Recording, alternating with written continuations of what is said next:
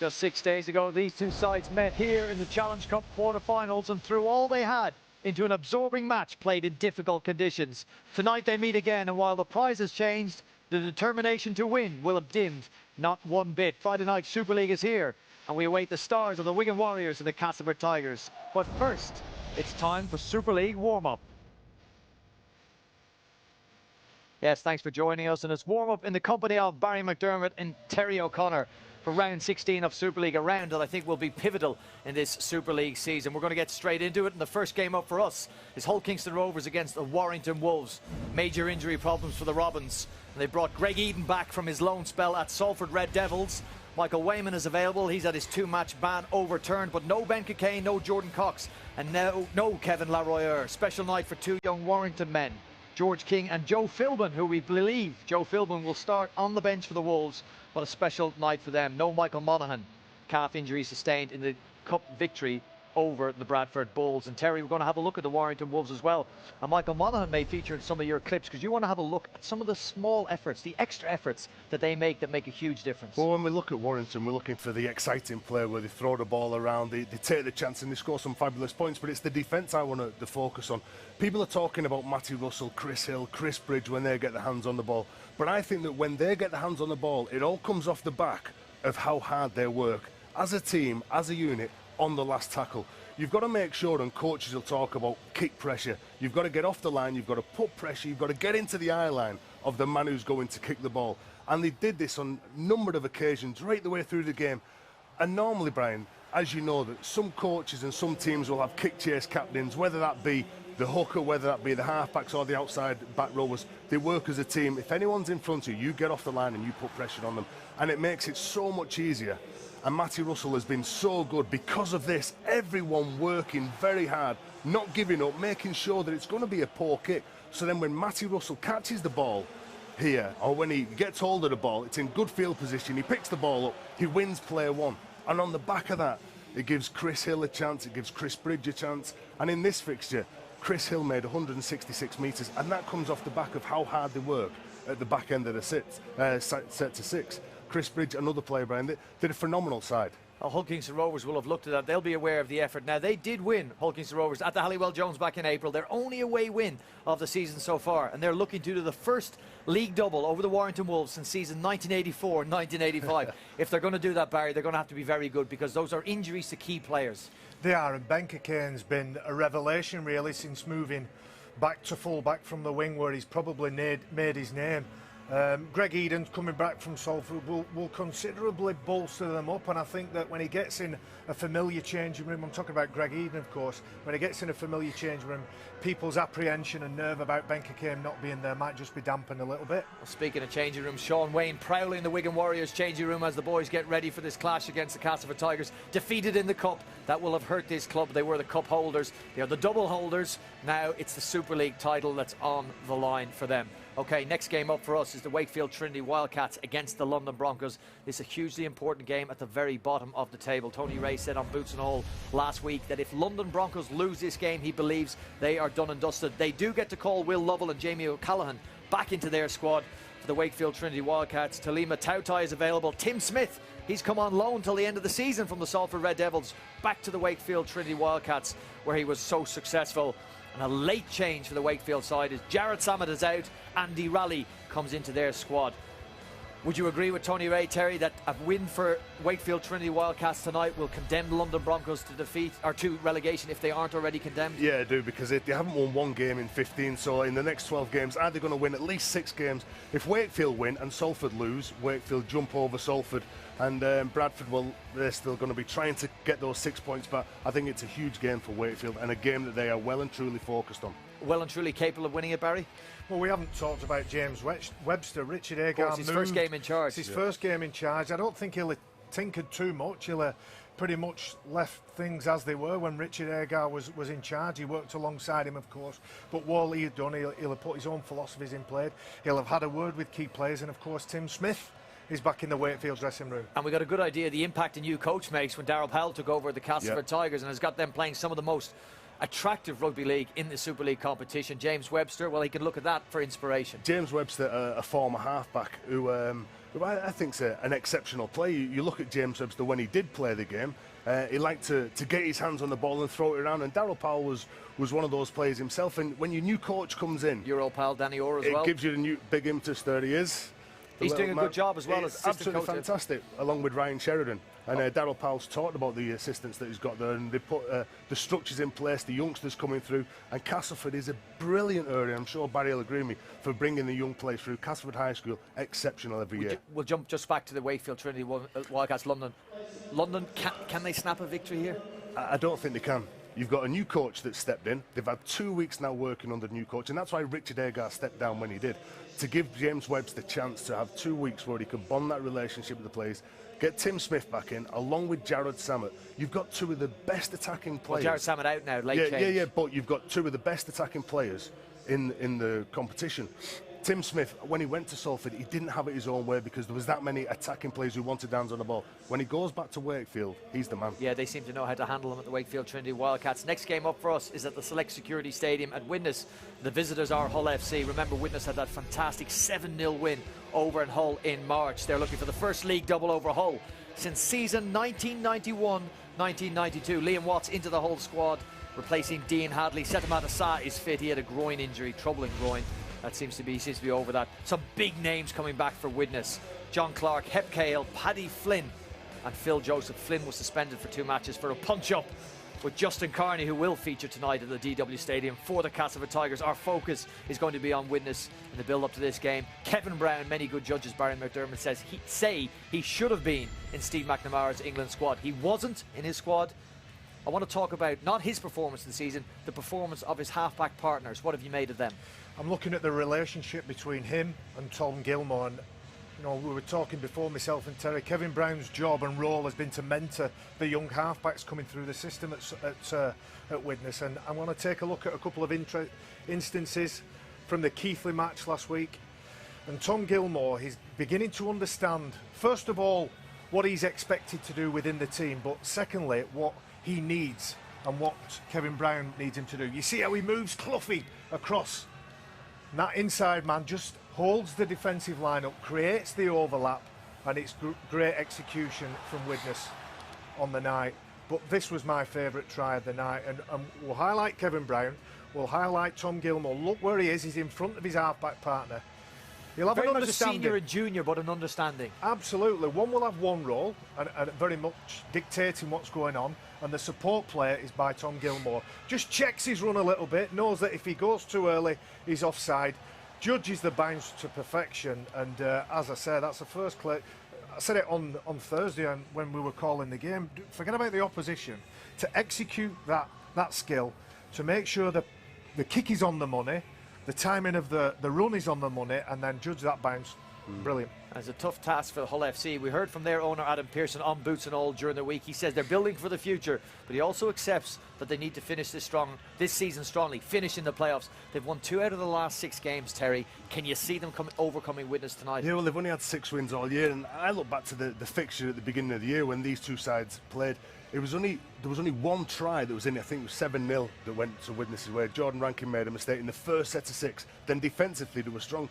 You look at their defence and attack, they've scored more points than they've conceded in 10th place in the competition. I think there's only the top 6 that have got that this season, so everyone else is conceding more than they scored. Are they that far off? I think it's going to be a very difficult game, but a game that Widnes are going to be up for, especially with those 4 key players coming back in. Yeah, huge players coming back in. Sean O'Loughlin, the Wigan captain, the inspirational Wigan captain, warming up. He is one of the stars that we expect to see on show tonight. And so much of the good things that Wigan do rely on him. Next game that we're going to cover is the Catalan Dragons against St Helens. That is a game you can see on Sky Sports. It's on the red button on Sky Sports 1. Catalan Dragons have Greg Muniz back in their squad. Benjamin Garcia back in. But the big news for them is Ian Henderson is back. He's missed the last 3 months with a broken arm. He's very lively out of dummy half. So you can see Ian Henderson and Elwal Pelissier, who signed a 2-year contract during the week, combining there. Very difficult to deal with. But what about this for a list of players that St Helens have brought back in to their 19? Johnny Lomax, Alex Walmsley, Willie Manu, Josh Jones and Mark Percival. They will make up for the loss, we believe, of John Wilkin and Lance Ohio, who has to stay behind. His wife is expecting to give birth. Andre Savelio is called up into the St. Helens 19. Now, if you remember at Magic Weekend, St. Helens were humbled, I will say, by the Warrington Wolves. And in a post-match interview conducted on the field for the Sky Sports cameras, Paul Wellens, the veteran St. Helens star, was scathing Barry in his assessment of how they performed. Since then, he seemed to have lifted them off the field and with his on-the-field performances, his words and his actions. I think in the 511 games, this will be his 511th. I think he's probably played the same way 510 times until tonight.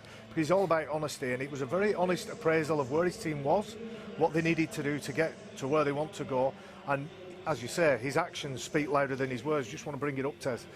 I thought he ran Mossy Massor really close the week before for the man of the match, but just look at this lovely piece of skill from Luke Walsh. He has him on his right side, steps into the space. Tim Smith doesn't see Paul Wellens until he's putting the ball down over the line. Now, again, you can see the passion when he scores that try.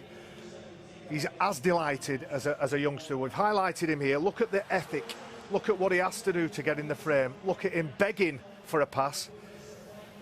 Doesn't get it. John Wilkin makes the break. And you think it's a simple 2-on-1. Look at how hard he has to work. Arms out in the air. Oh, my Lord. Will somebody pass me the ball? Then there's an offload. Maybe he might get it here. Nope. No chance. And Lance O'Hire scores the try. But not only does he have that support play, he has an intelligence within his experience that allows him to take advantage. We've had a look at him. He is the behind runner. The pass isn't on. He sees that the defence is right up and the space is behind the defensive line. He has the skill to execute that play.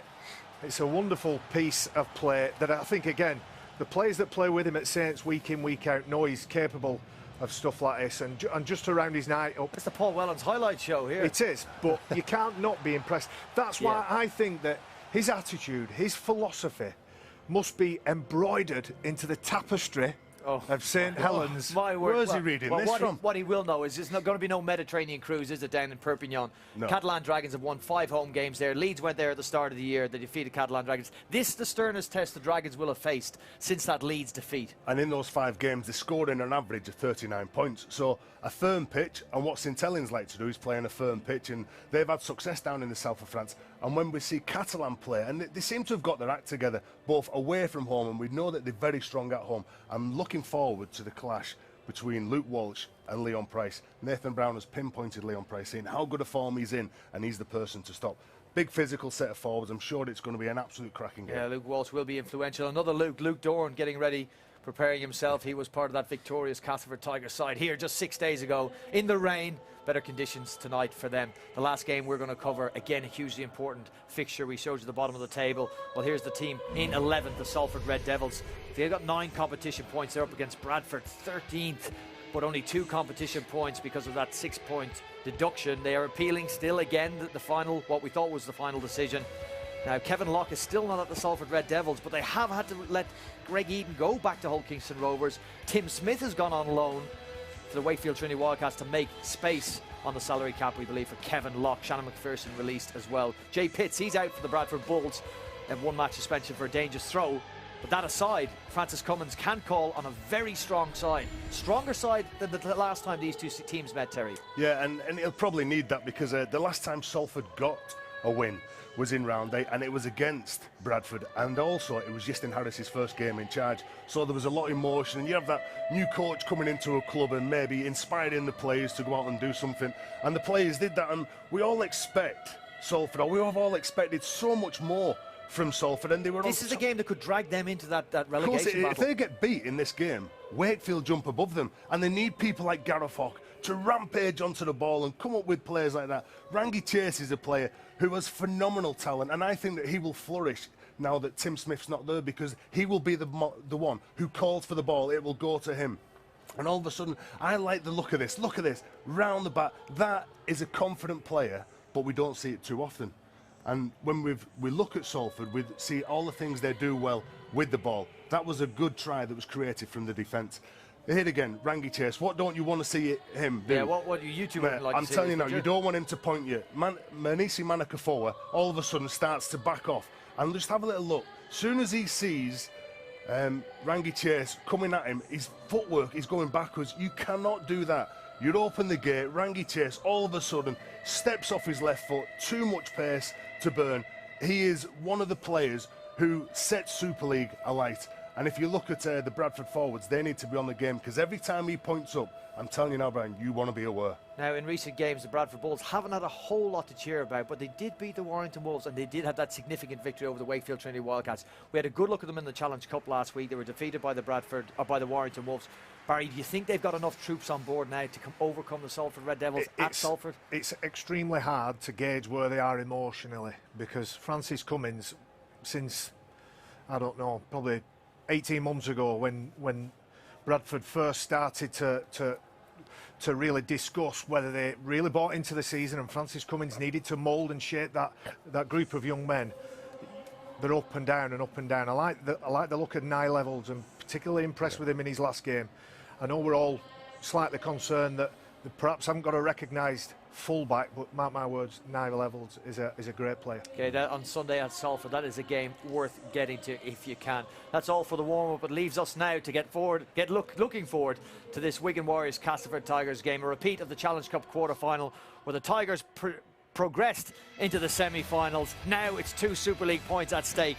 The Wigan Warriors, I should say, have not lost 3 consecutive games since 2009. Might it happen tonight?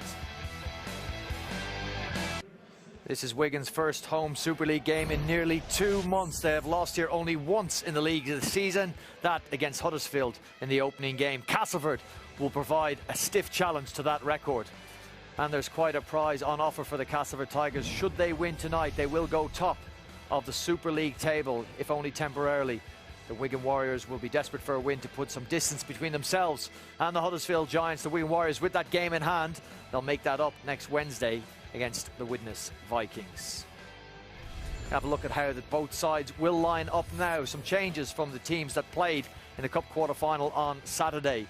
One change in the backs, that's Sam Powell. He'll come into the halves, play alongside Matty Smith. He's at the expense of George Williams. More on him later. And in the forwards, Ben Flower comes in to start alongside Scott Taylor and Michael McAlorum in the front row. Jack Hughes, Liam Farrell and Sean O'Loughlin the same back row that played in the Challenge Cup. And on the bench, Dom Crosby, Jordan James and Ryan Sutton. And a late change, number 26, Ryan Hampshire comes in for George Williams, who was warming up with the team, was named on the bench, but we believe has incurred a hamstring injury in the warm-up. It was perhaps doubtful anyway. An attritional cup game has meant that he does not make this. They're coached by Sean Wayne. The Castleford Tigers, the visitors, well, they've made plenty of changes. They'll have Luke Dorn at full-back, and they will have Justin Carney back in, but playing in the centres, the big number 5, 19 tries in all competitions this year in 15 appearances, 40 in 35 games for the Castleford Tigers. Keep an eye on him if you want an anytime try scorer. Jamie Ellis comes in to play in the halves alongside Liam Finn. No Mark Sneed. Up front, Andy Lynch misses his first game of the season, so it's a front row of Lee Jewett, Adam Milner and Craig Hubie. A back row of Mariano, Haraki and Wheeldon. And on the bench, Nathan Massey's recovered from an ankle injury. He takes his place. He'll wear number 13 shirt. And Ben Reynolds has his first Super League appearance of the season, wearing number 28. And they're coached by a man who this week signed a 5-year deal. The Castleford Tigers coach, Darryl Powell.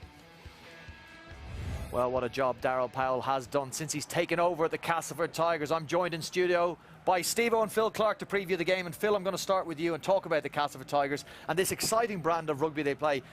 If we draw a football analogy, the Dutch teams of the 60s and 70s played total football. This is almost an element of total rugby. Anybody in any position has the freedom and the license to play expansive rugby league. Yes, and I think that's what's made them so dangerous this year, because teams, when they're preparing to play against them, can't set up sort of a defensive structure or plan to nullify 1 or 2 threats throughout the side. Really, across the board, they can strike and have done with great success. Wonderful long-range tries this year with great speed, and I think the coach has to be credited. I don't think there is an example in my lifetime of a rugby league team that have made the improvement in 12 months that Darryl Powell's side have. I mean, this is amazing. They're looking for the 4th consecutive victory against Wigan. They won late here last season, they've won at home, and of course, most people remember last week they won in the Challenge Cup. And it'd be remarkable if Castleford are to win this year, and it's the good news story, isn't it, of the Tigers. then they'll need strength in depth. And we'll test it today, the strength of the squad, with some of the key names that we're more familiar with missing.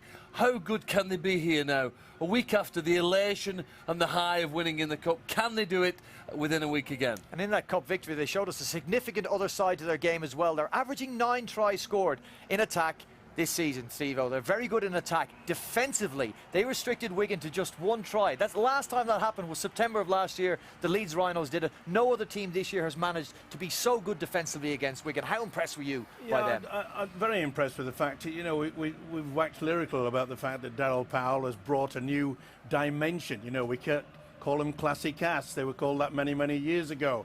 And it's that team spirit that is seemed to cement amongst all these players who looked quite confused last season. Not this year.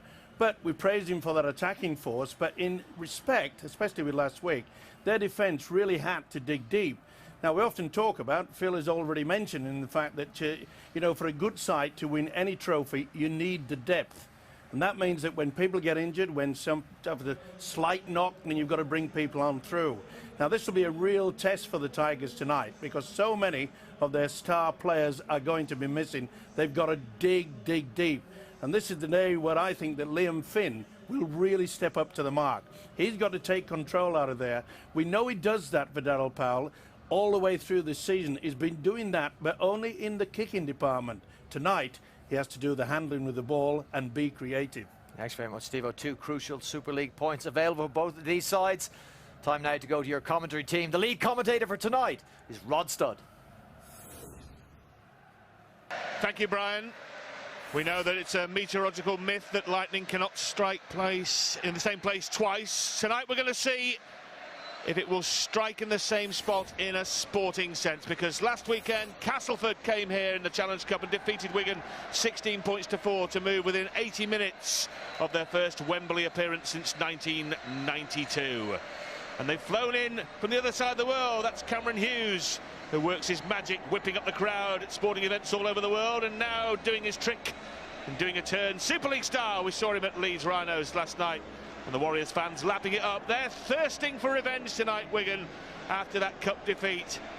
And Castleford, well, looking to pick up the win that will send them to the top of the Super League table. Wigan, incidentally, if they win with a relative degree of comfort, they'll move above the Tigers in the table into 3rd spot. It's a busy night, Friday the 13th in Super League. 3 of the matches away from the DW Stadium as well. 3 big games that will affect the table. Widnes take on Hull FC, Hull KR play the Warrington Wolves, and Wakefield Wildcats take on the London Broncos, who are bottom of the Super League table. Paul, what are you expecting tonight from the Castleford Tigers? Can lightning possibly strike twice in the same spots, just 6 days on? Oh, of course it can. They have to dominate Wigan in that middle channel. We've seen a little bit of exposure there, quite unusually in my opinion, from the Wigan Warriors in the past few weeks.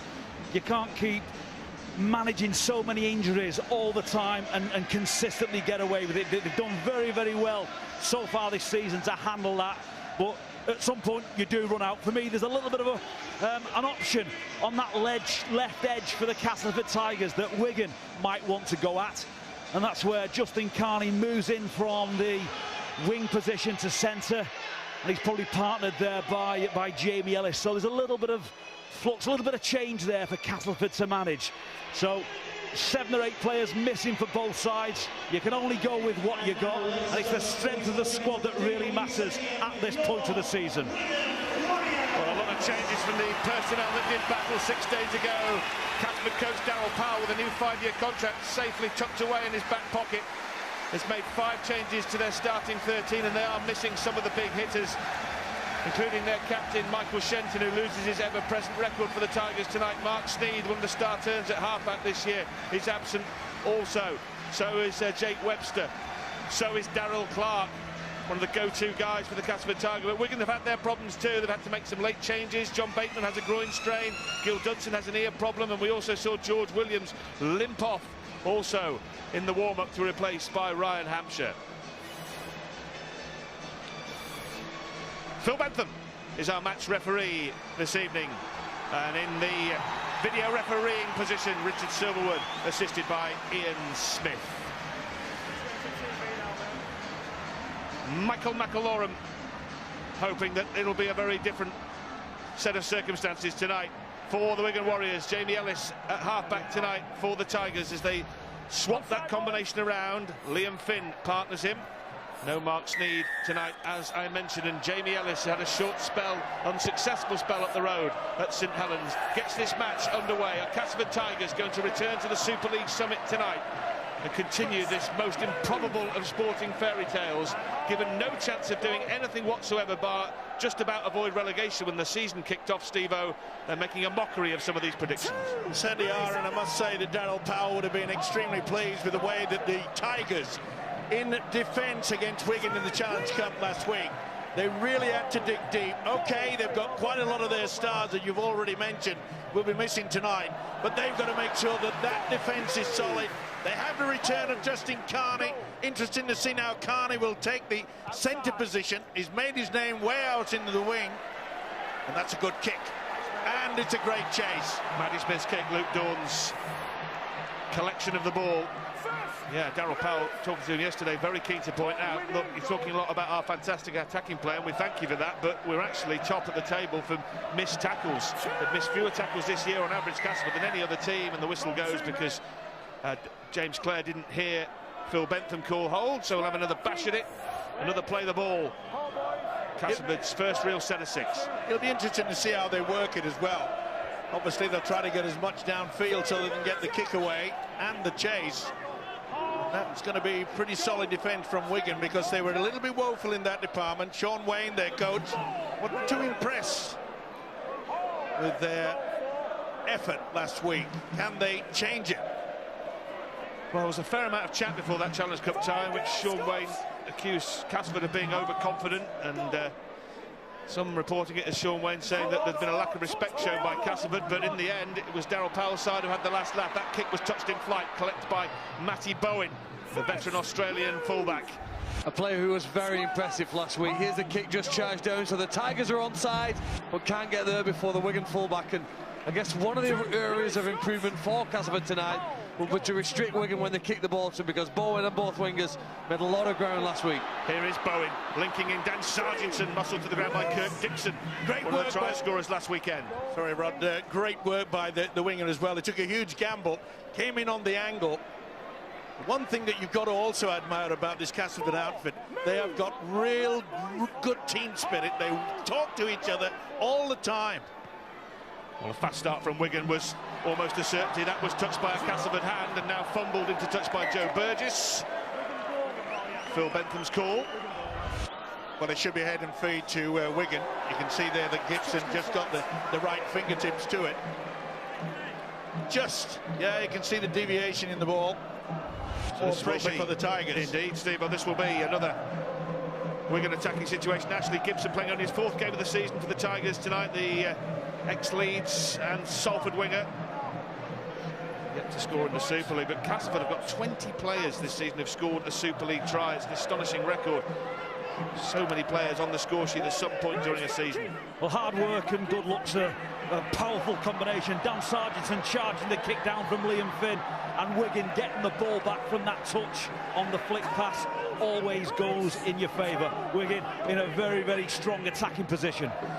McAlorum linking in there with Matty Smith, who's taken down 10 metres from the line. Craig Hooby wrestling him to the ground. Hooby, one of a number of players, is being linked with a move away from Castleford at the end of this fantastic season. However it turns out, they may have quite a rebuilding job to do, Daryl Powell. Here's McAlorum again, very close to the Tigers' tie line, with Smith and Bowen coming into the line, and Bowen is knocked down by Jamie Ellis a couple of metres short, and Luke Dawn had to come in to assist on the tackle. Smith once more, a little grubber kick was awkward but well pouched and well collected by Castleford in the form of Haraki. Tremendous work in the defence, but not only just in the tackling department, making sure that they had someone in good position, and they applied the pressure on Matty Smith. Couldn't get a good kick away in the end.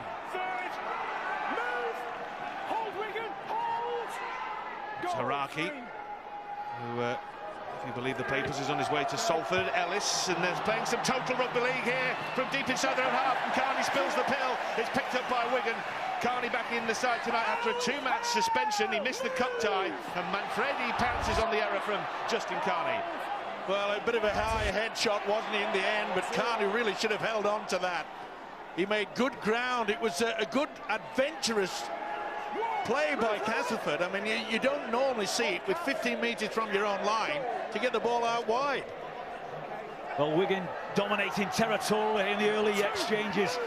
And Darryl Powell was very right to point out that his side defend exceptionally well. They're going to need it here. McAlorum is very close to the line and trying to force the ball down. He's got 3 Castleford Tigers round him. Craig Hoovey was one of them. Luke Dawn came in and managed to knock the ball away. McAlorum almost managed to spin and somehow get the ball over the line. This is the view from Phil Bentham, who could see absolutely perfectly that the ball was inches away from terra firma, but not on it.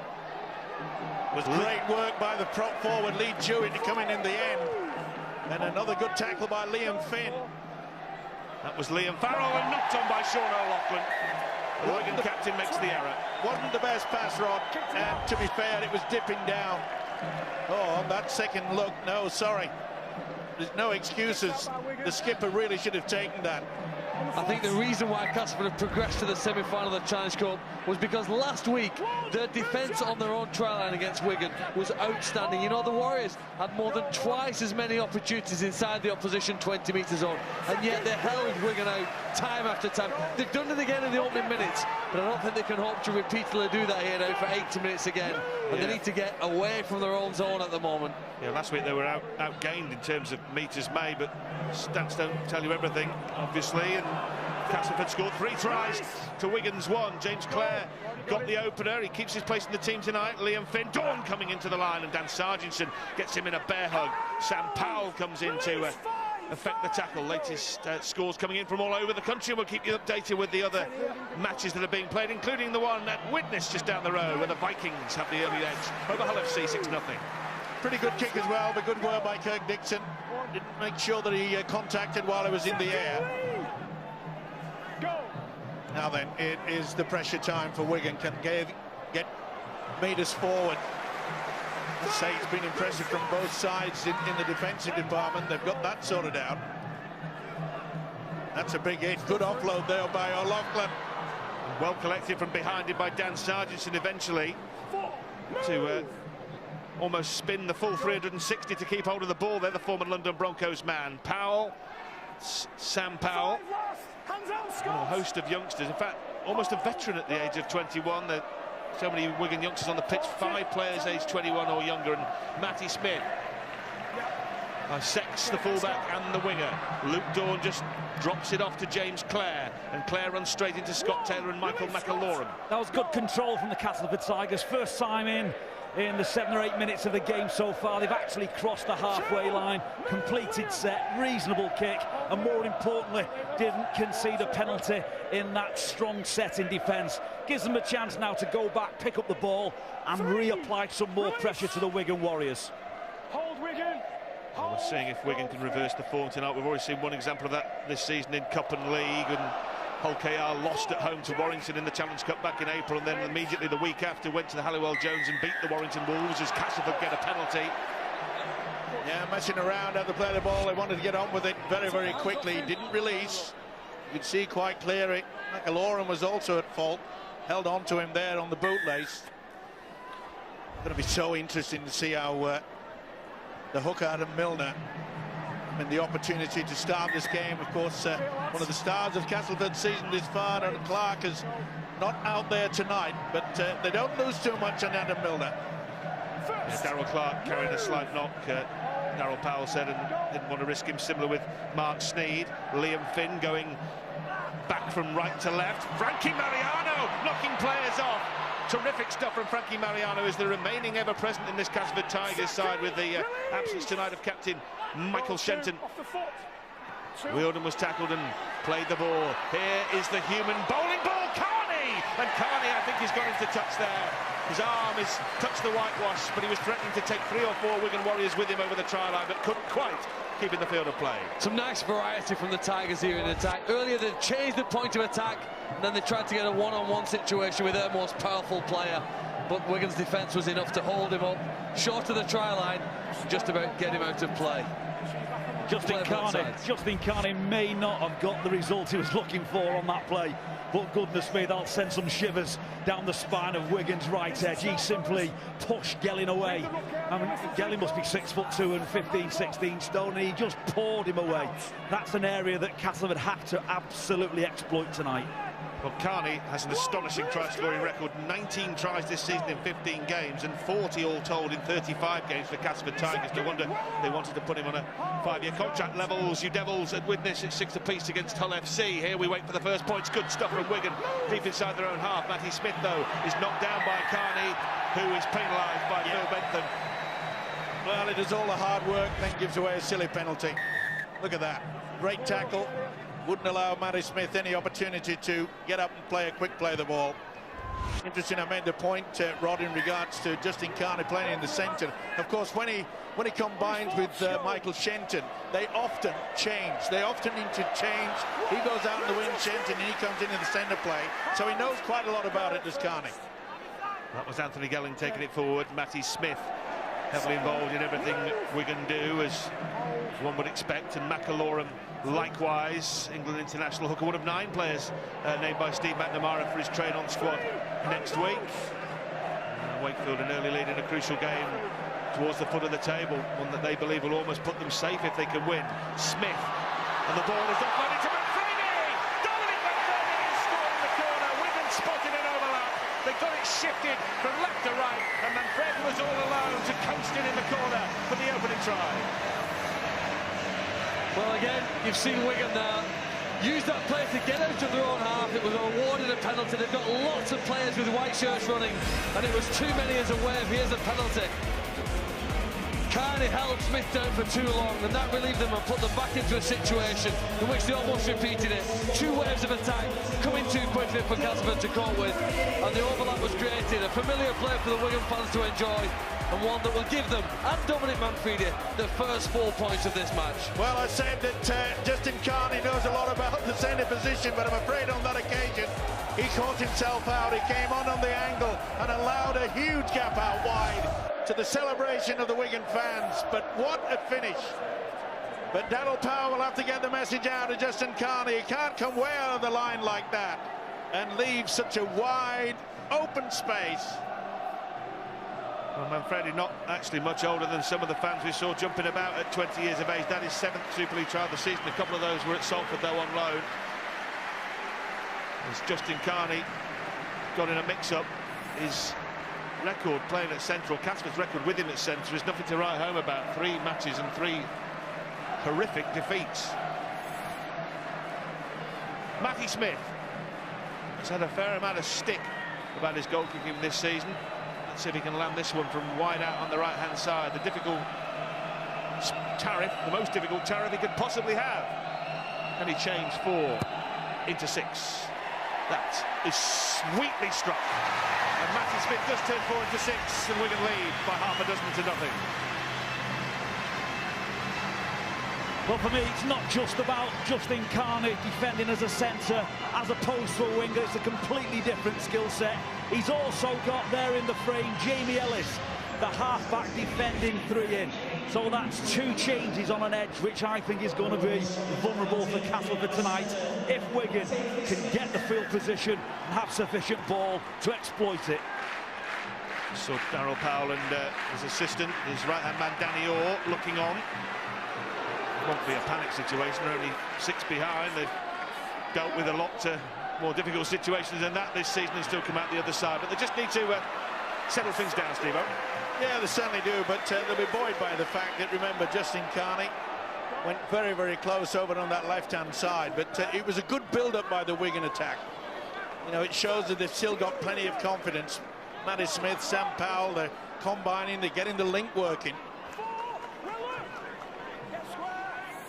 More live rugby league on Sky Sports tomorrow. Sky Sports 1 on the red button. 5 o'clock, Catalan Dragons looking for another home win against St Helens, who have won on the last 5 trips to the south of France. Frankie Mariano has been in for some medical attention. He spent a night on a hospital ward. He's bandaged up there. The big second rower. Boy, what a reception. You can see it, yeah. It's, well, it's not neat, but probably have the right effect, and that's good defence. McAloran there, great defence. Good to see, Steve, that in these sophisticated medical times they revert to the kind of bandaging that they would have had in your day. Oh, you look as though you're talking about the Crimean War. I don't think I'm that old. Adam Milner picks himself up, plays the ball, having to do a huge shift tonight, Milner, in the absence of Darryl Clark, who's heading the stats for most of the categories for the Castleford Tigers tonight, and tackle busts, meters and all sorts this season, so they will miss Clark, there's no question about that, and Bowen collects that effortlessly and goes on a canter up the field. Just what the doctor ordered for the Wigan Warriors after scoring that, that excellent try. Receive the ball, complete the set, get a good kick in, defend on the back of it. So no one steps out the line to give Castleford the ball back. We're going to basically making a statement here to the Castleford Tigers. If you want a piece of this game, you've got to come and take it off us. Well, they've got to be a bit careful as well. That was a pretty high shot by Lee Jewett, the prop forward. Not seen by Phil Bentham. Allowed play on, but this is good attacking play. Boy, they're looking confident of Wigan. This should be a high kick. Well, Wigan are getting some very quick play of the balls and getting Castleford on the back foot. And Matty Smith was on the back foot there. He was hit hard as he got the kick away. A bouncing ball and eludes the fingertips of Joe Burgess. And that'll be the knock-on and that'll be the turnover. Boy, good opportunity though. Burgess was first there, leaped highest, and he nearly beat his opposite winger there. Good effort. Great high kick though from Matty Smith. He just seemed to be warming into this game. He knows that he's got the confidence to control it. You're right, Mike, and I think you've got to credit Castleford there as well. They're getting consistent kick pressure. Every time Wigan complete the set and get to a kick, and you quite rightly pointed out it's going to go in the air, they're out the line, they're putting pressure on, and they're forcing errors. And they have forced another error, although Castleford were convinced that Dixon had had the ball stripped away. Well, it squirmed free. Sargent's right arm came through, and he knows he's got away with it. He gets all the plaudits from his mates, but that really should have been a penalty. Well, I don't think he's stolen that ball, Steve. I think he's just caught it, and it's a loose carry by the man carrying the ball. He's got to keep hold of that. It's not an offence unless you're penalised, Steve. Matty Bowen comes into the line, and he's got Manfredi free again, and he's going to make it 2 in 2 minutes. No, he's not. Inches short. Carney came back with Clare. My goodness, he was close to making it 2 in a couple of minutes. Then Manfredi and Wigan, though, are on the attack again, and they've still got tackles left in the bank. Gelling thought he was penalised. Referee Phil Benton thought otherwise. Liam Farrell drives into 3 Castleford Tigers. They're working overtime to plug the leaks, the Castleford Tigers. O'Loughlin now spins the full pirouette, balletic stuff from Sean O'Loughlin, the Wigan captain. Lorne is close to the try line as he comes into dummy half now to pick up the pieces for the Warriors. A hand in from Hooby. Referee plays on, so do Wigan. Now he goes back to the original infringement. Good refereeing from Phil Bentham. Tried to see if any advances would ensue, let it breathe. He did, and he's tried his best that set, because there was probably 3 penalties he could have blown at different times. One for a flop, one for a leg pull, and you know, he's given them every chance to score, but they've got probably the penalty they deserve in the set. A lot of injuries here. Yeah, it's Ellis down. Ellis and Milner. You can see there that Jamie Ellis and Milner comes flying in, and that will do them no favours at all. Well, talking of bad injuries, this was the very ground when Phil Bentham broke his leg horrifically against Hull Kingston Rovers. Absolutely horrible incident. Darryl Powell concerned about a couple of his blokes who are down injured at the moment. Yeah, pretty much in the same position as well, and oh, that is painful. Boy, we know our game is rough and tough, but I think you'll find that Jamie Ellis has come out worst out of the encounter with his fellow hooker Adam Milner. Well, the only piece of good news for Castleford, it gives them a rest. They just about survived, didn't they, by preventing Manfredi scoring.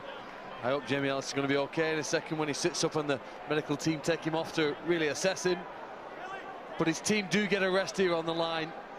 Just look there, Wigan have had so much possession, close to Castleford's try line. And you'd imagine here they're going to tip over for the second try. This guy's coming off, you can see the indication there. Wigan have made almost twice as much ground with the ball so far. They've had more of it. You'd expect them to be at front. And the home supporters are hoping to stretch that lead in the next minute. Well, Castleford already without Mark Sneed, who didn't start this game. Jamie Ellis is going to have to go off. They've got young Ben Reynolds on the bench, who'll be about to make his first appearance of the season if he comes on. He's only 20. He's a half-back or full-back, but it's a big ask to come into this kind of cauldron.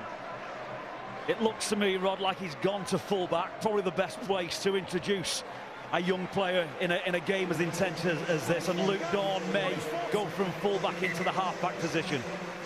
Well, they could have an easier starter than this, because Wigan is starting a set with a penalty right on the line, and he's suddenly part of organising the Castleford defence. Mind you, he's doing quite a good job of it. O'Loughlin drops it off to Powell. Matty Bowen. Bowen is going for the line. Two Castleford Tigers come in to make the tackle, and they had to. It was Gibson and Finn, and they've done well to slow the play of the ball down a little bit here, as Bowen is slow to get to his feet. He finds Powell. Powell drops it off to O'Loughlin. The captain squirms out of a couple of challenges, and Wigan keep going forward. Castleford in danger of shipping in water here and going 2 scores behind inside the first quarter of the match. They're stretched. They're stretched. Oh, Smith. that's got to be obstruction. And that will be a penalty blown on the field for obstruction, which is exactly what you've been screaming for about 6 months, Steve-O, and Phil Bentham has made the decision and blown the penalty. Yeah, well, it's quite obvious there. You don't have to go upstairs to work that out. And isn't it great to see a referee make the decision straight away? But he really had no option there. Sean O'Loughlin's been saying this week, Sean Wade's been saying this week, Stuart, that he's having to adopt different tactics on televised games. Didn't get the tactics right there, did he? Well, no, and the referee's called it right. He's run behind his own man.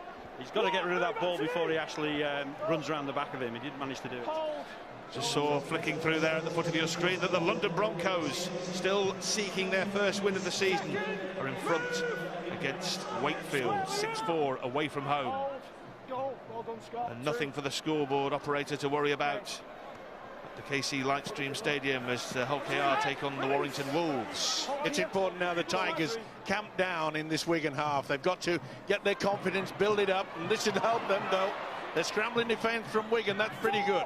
Well, it's a big question now, isn't it? Do the Castleford Tigers need to keep that attack level on the front foot, where they've got changes to full-back, they've got changes to stand-off? That's an awful lot of adjustment in the throes of a game played at this pace. Liam Finn. Just a little bit too much on it, and Matty Bowen has done well to get out a couple of tackles and another, and he's off to the races here, bouncing around like a rubber ball. 10 metres of his try line. He's not bouncing off Lee Jewett, though, is he? Well, they tried to snatch the ball from him, Matty Bowen, and he did a damn fine job of holding possession. Big impact there, Craig Hubie. He's putting himself around in the defensive pattern he needs to do as well. London have threatened to win over the last few weeks.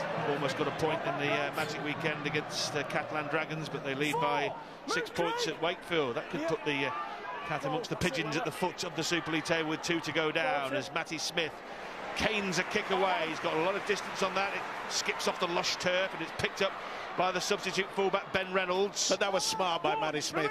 Didn't go for the aerial one. He put it right into terra firma where there was no one there. When you turn the opposition around, it's vital. You can get yourself 10 metres with the kick and chase. Well, Reynolds has made a couple of appearances last season, but this is a real baptism of fire. That's Frankie Mariano, and I guess you're going to have little difficulty recognising him for the rest of the evening. All this man Carney, who charges into it, he's just absolutely fearless. Runs like a madman just into any number of defenders, doesn't care about his own physical safety or well-being, as Hubie collects and finds Finn, and Finn finds Wella Haraki. Great stuff here as Gibson's away. Ashley Gibson. Oh!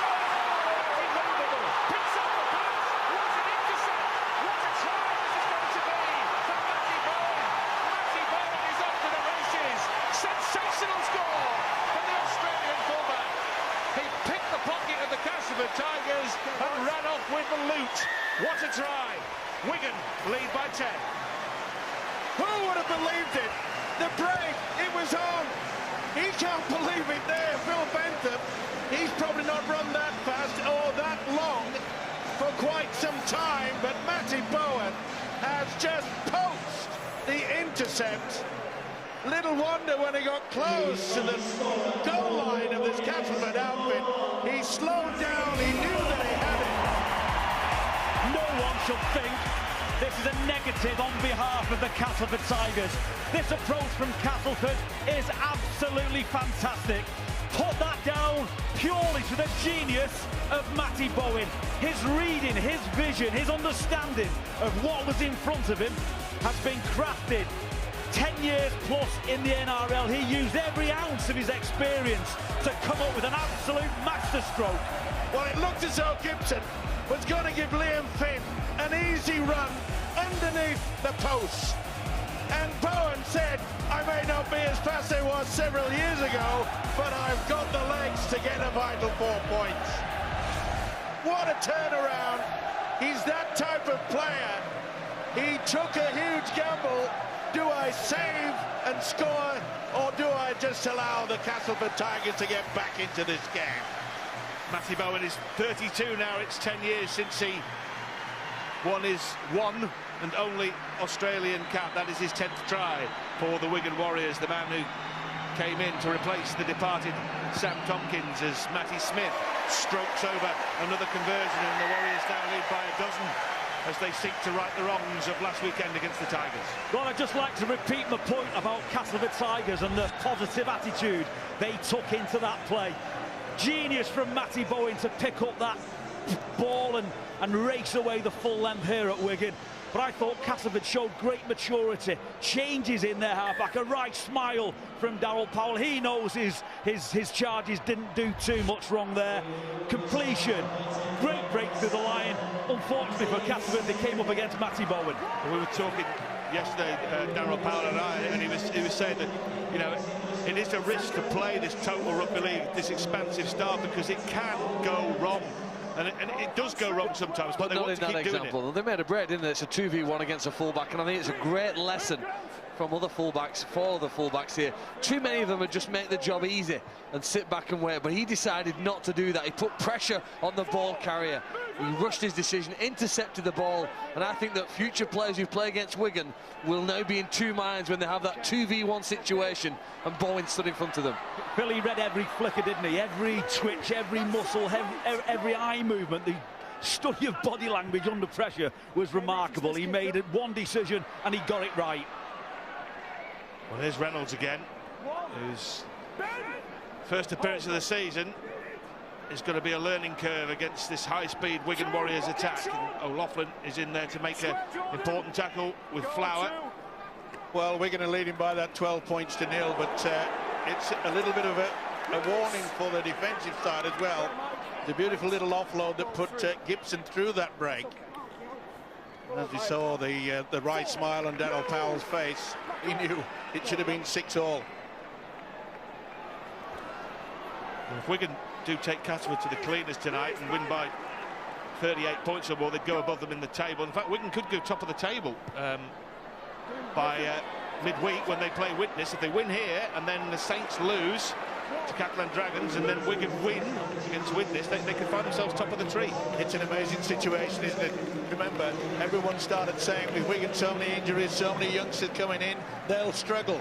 Said the same a couple of weeks ago against St Helens. If you look at the top of the table, it does tell you that story. Well, Phil Clark's been saying this for time immemorial. No one can keep improving every single week and continuing that upward curve. It's simply impossible in any sport, let alone one as intense and as combative as professional Super League. For me, Castleford were just a little bit predictable there on their steady away set. Ball always going to Liam Finn to kick, which means it's a little bit easier for the Wigan wingers and Matty Bowen to read. Maybe Jamie Ellis that's off the field now and Luke Dawn on the other side. Someone's got to take a little bit of responsibility, I think, off Liam Finn and just change the play a little bit. Easy for James Clare, but he is going to be caught by two Wigan Warriors, Manfredi and Smith. As they chase the kick, Luke Dawn feels that there should be a penalty, and more importantly, so does Phil Bentham. Cass get a relieving penalty, then get them up to halfway and beyond. Well, it was good work. He's impressed me this season, Don Manfredi. He really has. Not only an attack when he's got ball in hand, but he knows how to get himself there. Just a little bit lazy. Should have got away a little bit quicker. He's given away 35 metres downfield. Well, it's Carney who just carts it up and he's going to start going into reverse. The tank on the flank was slammed into reverse then and started backing up towards his own try line. He will not enjoy that. The Wigan fans certainly did.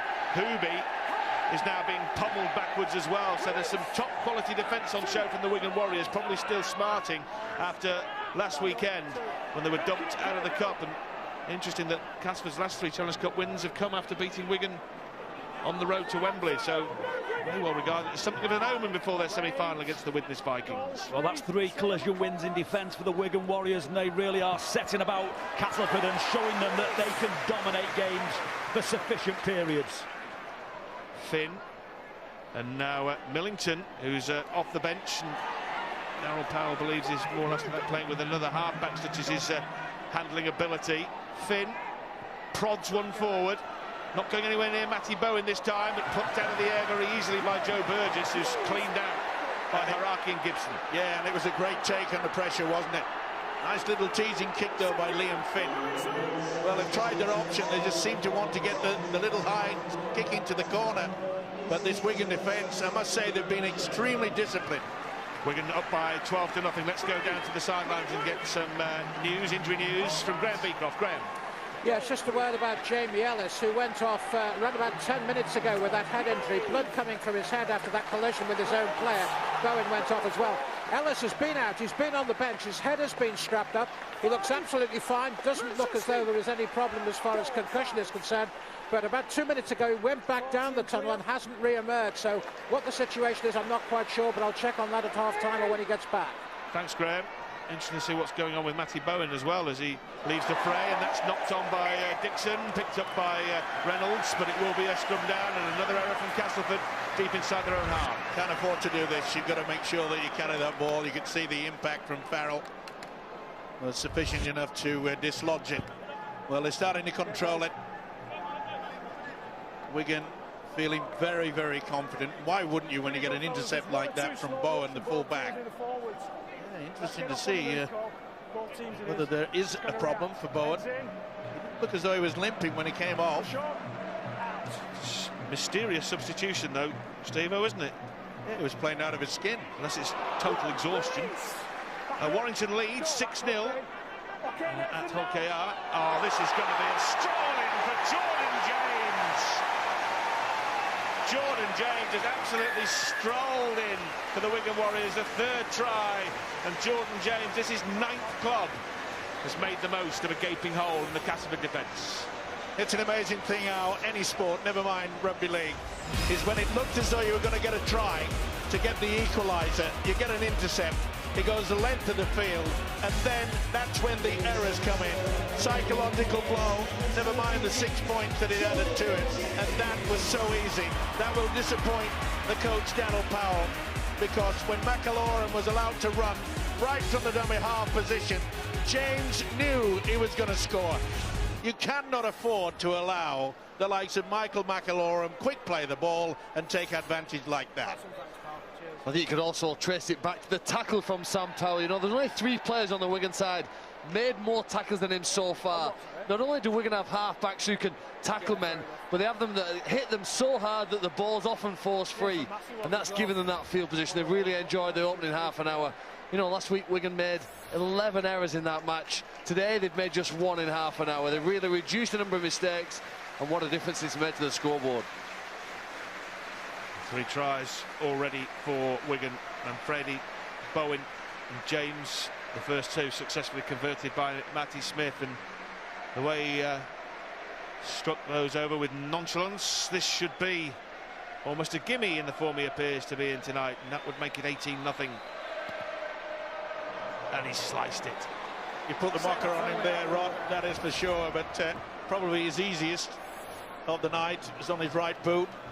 Sliced away, but this was impressive when you say you're carrying the ball, but very disappointing if you're going to be a defender. Yeah, looks like a few players have been called offside there by Phil Bentham. Stuart Cummins has spotted that and whispered it into my very grateful right ear.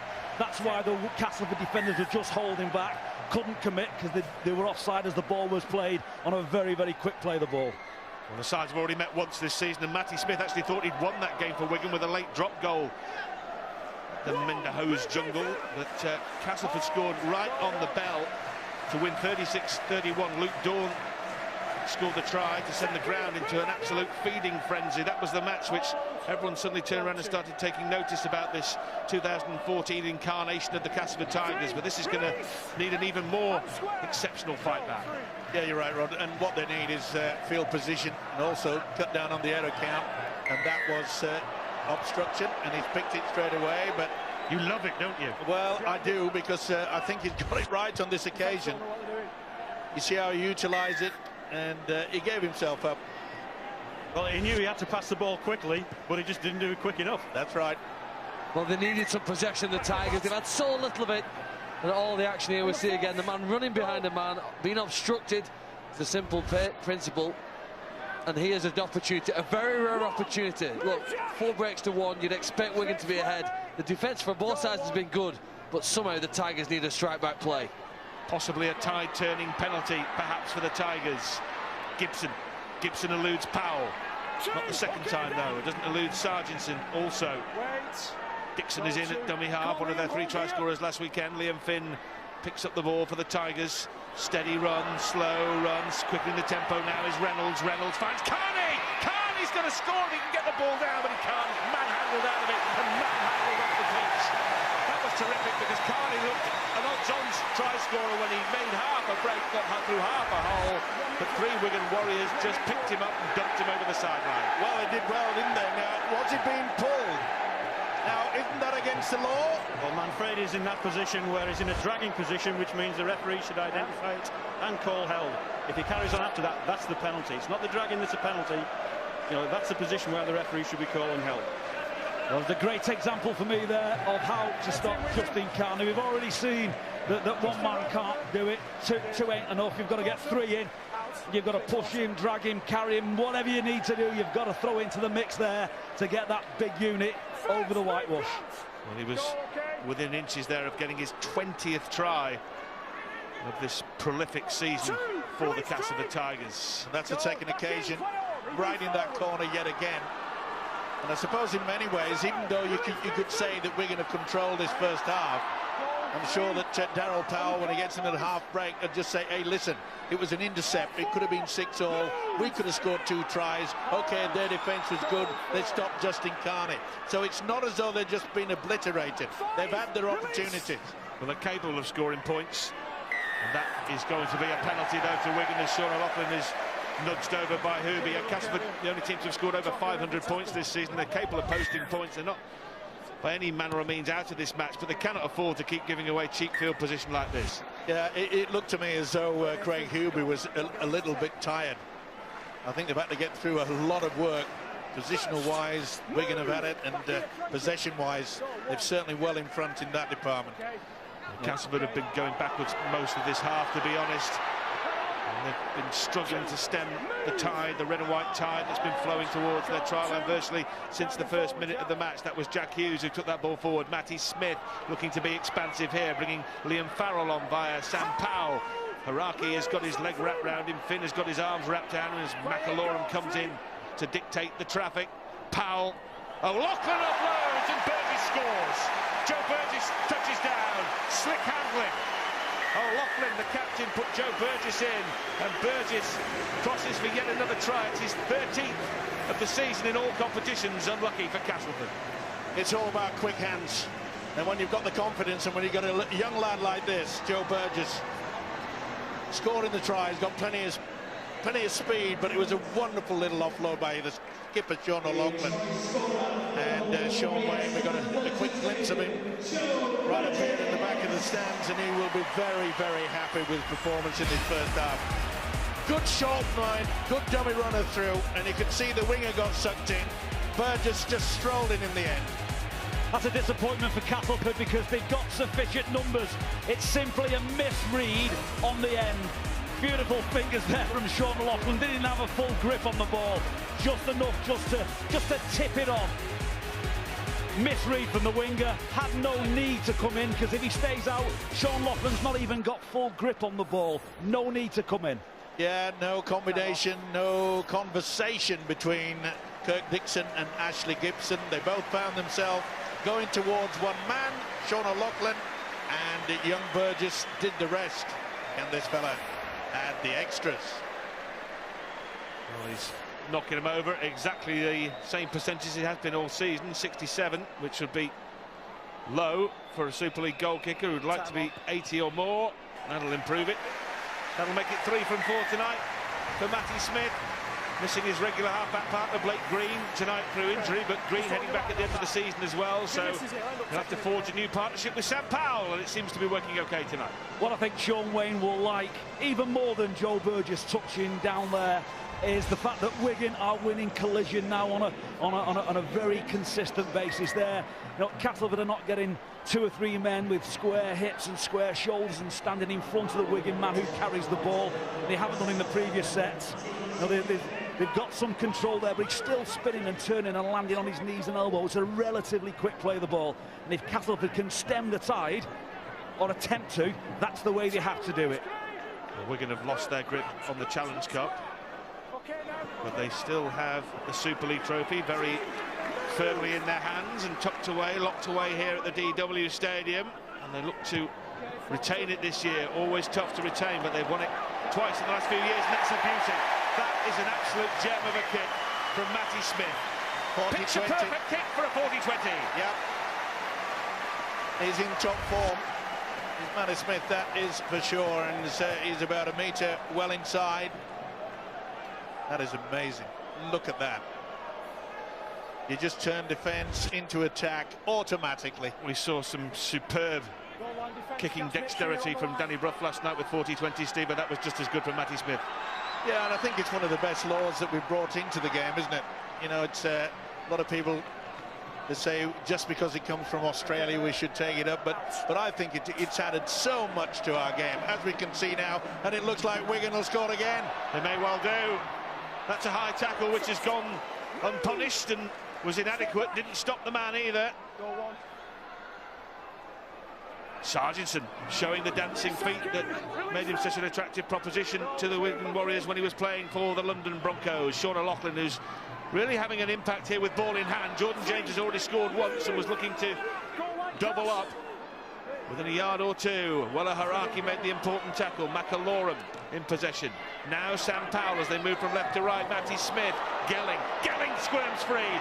James Clare has got a hold of him. Frankie Mariano completes the tackle as they barrel him towards the sideline. They're not going to get him over the sideline, and Wigan have still got a couple of tackles in this set, which started by the kick for the 40-20 by Smith. It might finish with a kick from Matty Smith. Well, it does, but not with a try, and Liam Finn starts this set for Cass on his own try line, and now Wigan are going to get a dropout. Now they're going to get a goal line dropout. That's superb. Yeah, brilliant stuff. Leading by example, Sean O'Loughlin. The kick was superb. I must say that Liam Finn did very, very well to position himself, but the youngster had no answer to this. Cheered up a body strength there by Sean O'Loughlin. Nowhere to go but backwards. Well, as a coach, you like a response when things don't go quite well, and that's an understatement from Wigan being knocked out the Challenge Cup last weekend, but Sean Wayne has demanded that and so far got that from his charges. Wigan are systematically taking the Castleford Tigers to pieces. I thought Cass looked a little bit vulnerable on the left edge, even when Jamie Ellis was on in the early stages of the match. Luke Dawn is now on in that position, and Luke Dawn's either going to score a hat-trick tonight on interceptions or he's going to concede a hat-trick because he keeps flying up out the line on the Castleford left edge. Sargentson running into a hole which is closed up very quickly, just quickly enough. That's going to be pickpocketed and it'll be a penalty. Adam Milner, there was not 2-on-1, it was 3-on-1, and Milner is penalised, and you would think Wigan here would have a shot at goal with the clock ticking down into the final 20 seconds of the half. I think they'll tap it. Well, that would be lunacy, surely. Well, that's what they've done. That was a simple 2 points, and they're going to get 2 plays. They're going to get just a couple of plays here. McAlorum on his own. No, he's farming it out. And there's Mariano with the stop, and that will be the siren. So 2 points picked up and thrown in the bin by the Wigan Warriors, but Sean O'Loughlin's team have bossed the first half. They've scored 4 tries in the first period without reply. Manfredi, Bowen, James and Burgess have all scored. And Wigan in a commanding position here as they look to right the wrongs from last Saturday when Cass knocked them out of the cup. Looks like revenge is on the cards as Wigan lead here against the Castleford Tigers by 22 points to 0. Yes, thanks very much, Rod. Convincing first half from the Wigan Warriors. Just one try in 80 minutes here at the DW Stadium in Cup Rugby League last Saturday. Well, 40 minutes of Super League action has seen them register 4 scores. We've got full first half analysis coming up after a short break. Webber, Russell Crowe, some of the world stars that love the rugby league. We're at the DW Stadium watching the Wigan Warriors put 22 first half points on the Castleford Tigers. Impressive figures all through the season for the Castleford Tigers, not tonight. What have you seen, Phil Clark? Well, the heat map shows us the possession and the position both teams have had, but it doesn't tell us about the precision with which Wigan have played in that first 40 minutes. They've had 90 play the balls. That's more than 20 that they've averaged so far in a half this season. Now, we look at the other side. Well, look, half as much possession. No wonder the Tigers are behind.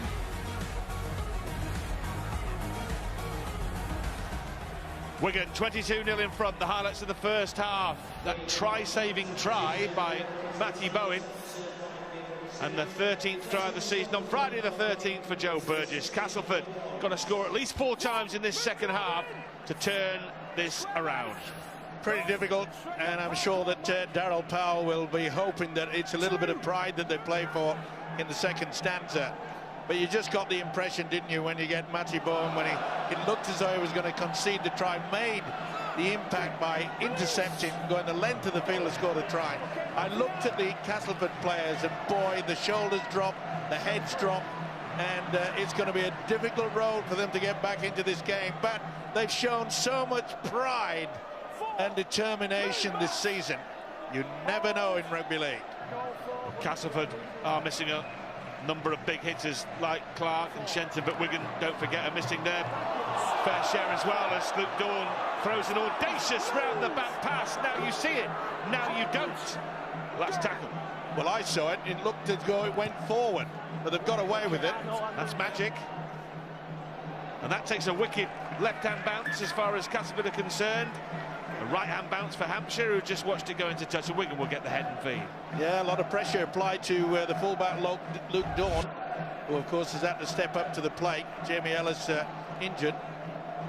Well, maybe it wasn't forward. Maybe I should apologise to Luke Dawn. Who needs Ranky Chase anyway? Who is Ranky Chase anyway? Salford, big game on the weekend against the Bradford Bulls.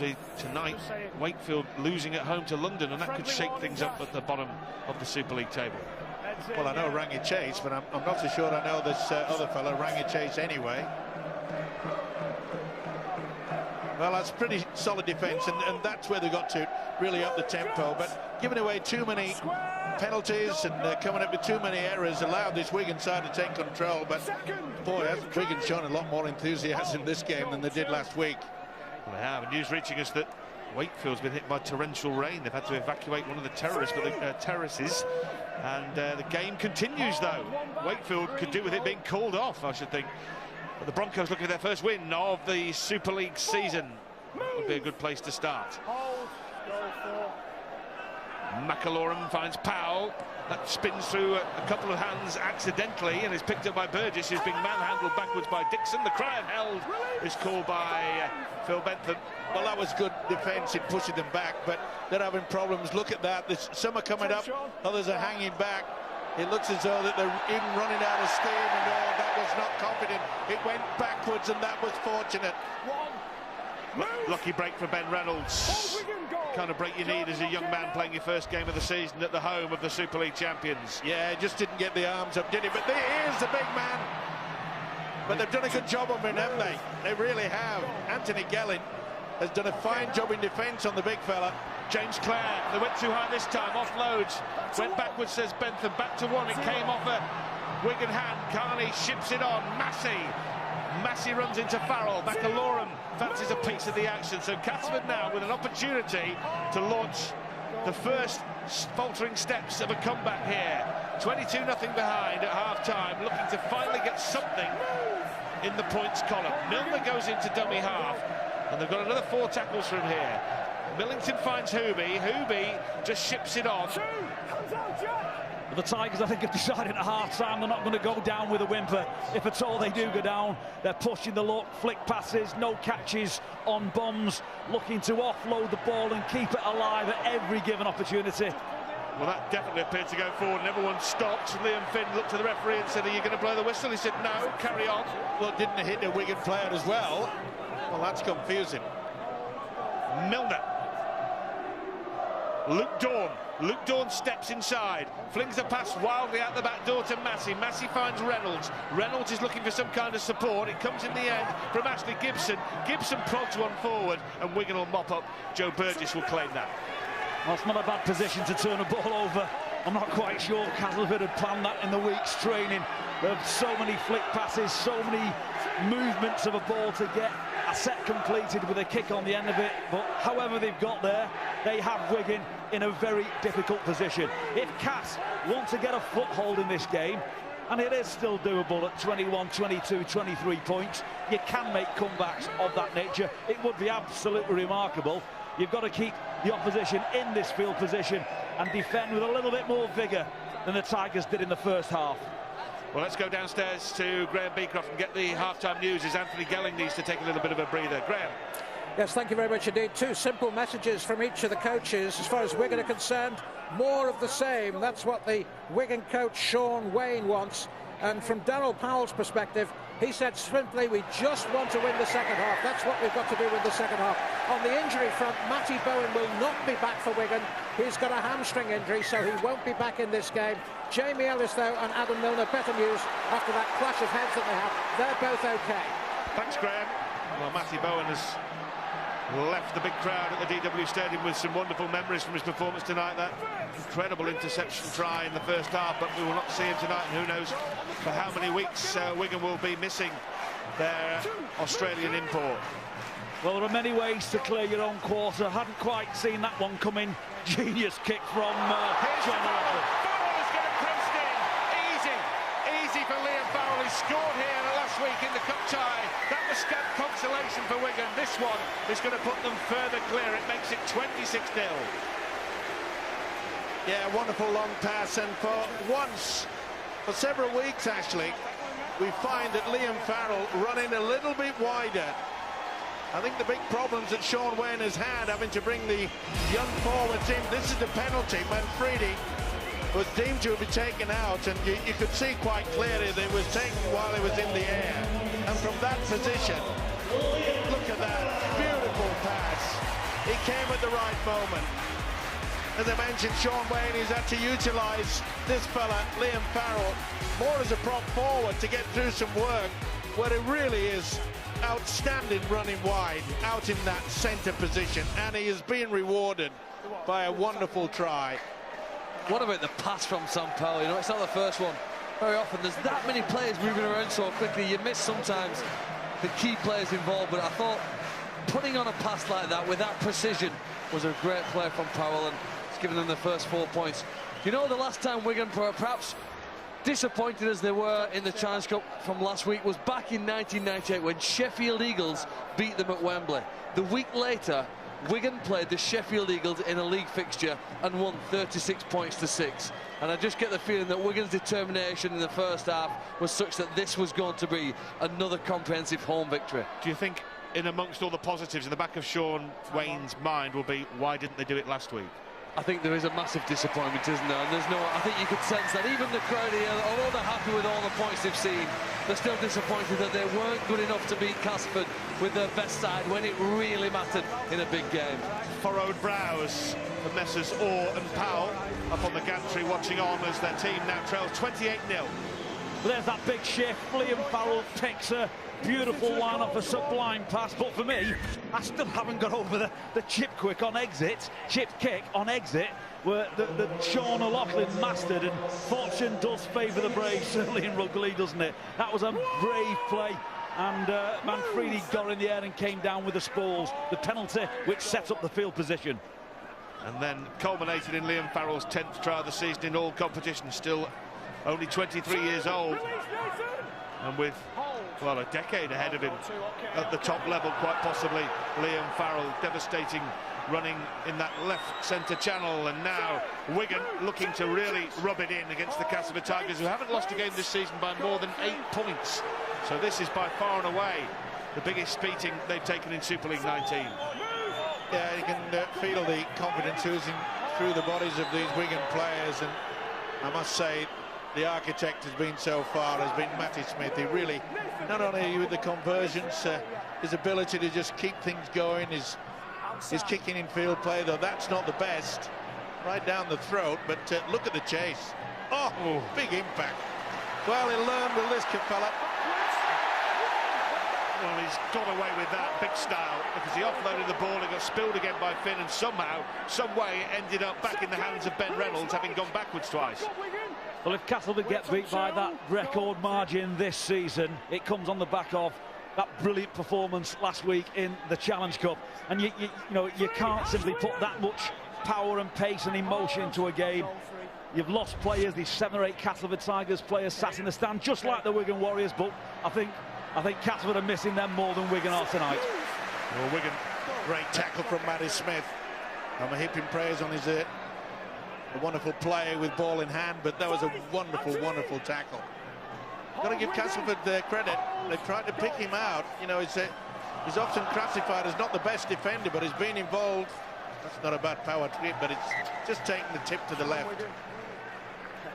Luke Dawn trying to get his side going. He was the man who scored that incredible match-winning try when the sides met at Castleford early in the season when they won 36-31 right on the bell. He scored a couple of tries and a man-of-the-match performance. He's going to have to score at least 2 tonight to get him going. Dawn, who's been reborn in his second spell at Castleford. Yeah, I'll have to agree with that as well. He really has just moulded in well into, shall we say, the way that Daniel Powell has changed it around. We mentioned before the kickoff is that they've got wonderful team spirit, but yet again, as I say, I have to keep going back to that intercept try by Matty Bowen that really just took the stuffing out of the Tigers. Yeah, not to take anything away from Wigan, the coach, I'm sure, at Castleford, Darryl Powell and his staff haven't planned to have Luke Dawn playing at standoff, and Jamie Ellis sat in the stand. You do have to make adjustments as a coach, but that week's training, that week's preparation on the back of the win last week wouldn't have had this combination in mind. Well, Wigan have not lost 3 games on the spin since the early stage of the 2009 season under Brian Noble. That stat will continue because this game looks safely in the pocket of the Warriors. And it was always going to be unlikely that they'd lose twice on their own midden to the same team in consecutive weeks. Yeah, certainly. And I suppose in many ways, I can't really believe that Darryl Powell will even think about bringing back onto the field of play Jamie Ellis. There's no real point. I really can't see the Tigers coming back and trying to, oh, that looked a bit of a swinging arm. Looked underneath. There is Matty Bowen. He's already showered. I think there's a chance Mikey's not coming back on, Bowen had that first use of the showers.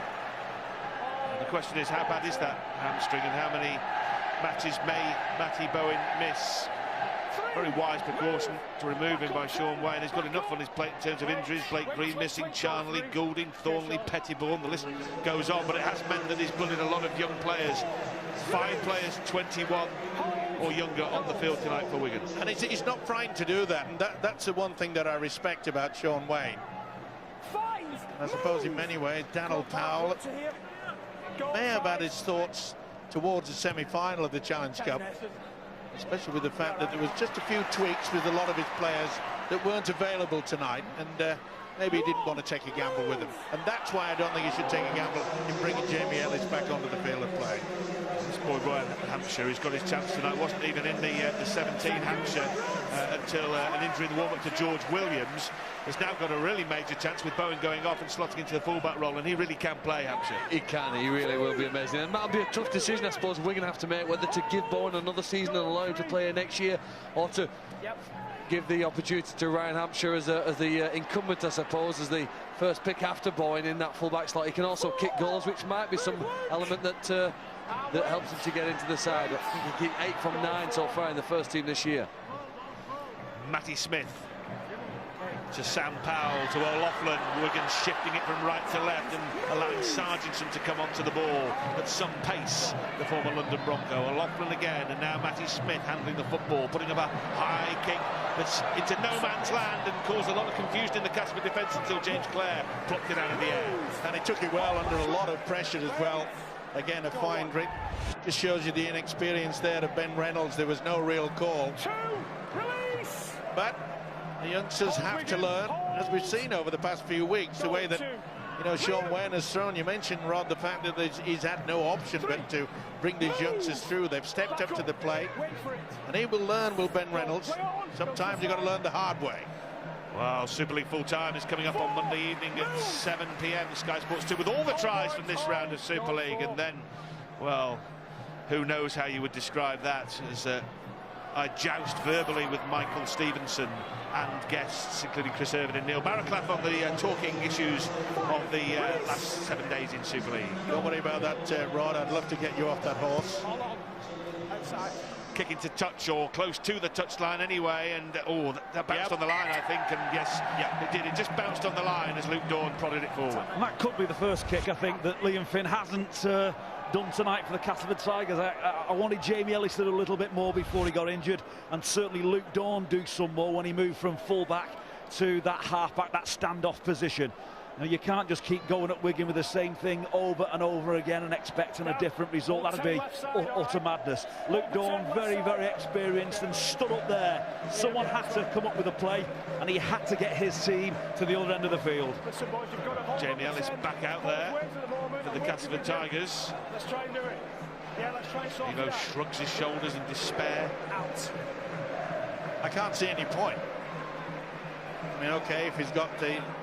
If the doctor said he's fitting well, but at 28-0. Well, it's been a pretty good 15 minutes for Castleford. I know it doesn't look it, but they've been competitive, haven't they? They've had an even share of possession. They've tackled similar to Wigan, but the gap that Wigan had at half-time, the dominance in the first 40, has meant really that the stats said it was. With what we've seen so far after 55 minutes, you'd expect the home team to be 24 points ahead at this stage. The clinical precision here today has extended that a few more points, and they do look to try and put in a full 80-minute performance right now. Castleford have got St Helens coming up on the horizon as well, so there's going to be another tough fixture against the current Super League leaders. And as we mentioned, if Saints do lose tomorrow in the game that you can see live on Sky Sports at Catalan, and then Wigan beat Widnes next midweek, Saints will be off the top and Wigan will be top. That was charged down, so it'll be another set. Ryan Hampshire will threaten to turn that situation into a maximum benefit to the Wigan Warriors, but Cass managed to shut the door. Sargentson runs into Ellis, the head-banded Ellis, and Ashley Gibson. Got through a lot of good work as well, Dan Sargentson. He really has settled into the Wigan style of play, but this is dangerous. Familiar Wigan move. Anthony Gelling puts the foot down, puts the hammer down, offloads, and it's picked up by the twinkle-toed James Clare. Did he put a foot on the sideline, or was it a knock-on by Wigan in the first place? I think it might have been, and it was, yeah. Just lost control of it. It has to be classified. Well, maybe he didn't. I don't know. I think it's his first step, Steve. I think he just clips the line with it.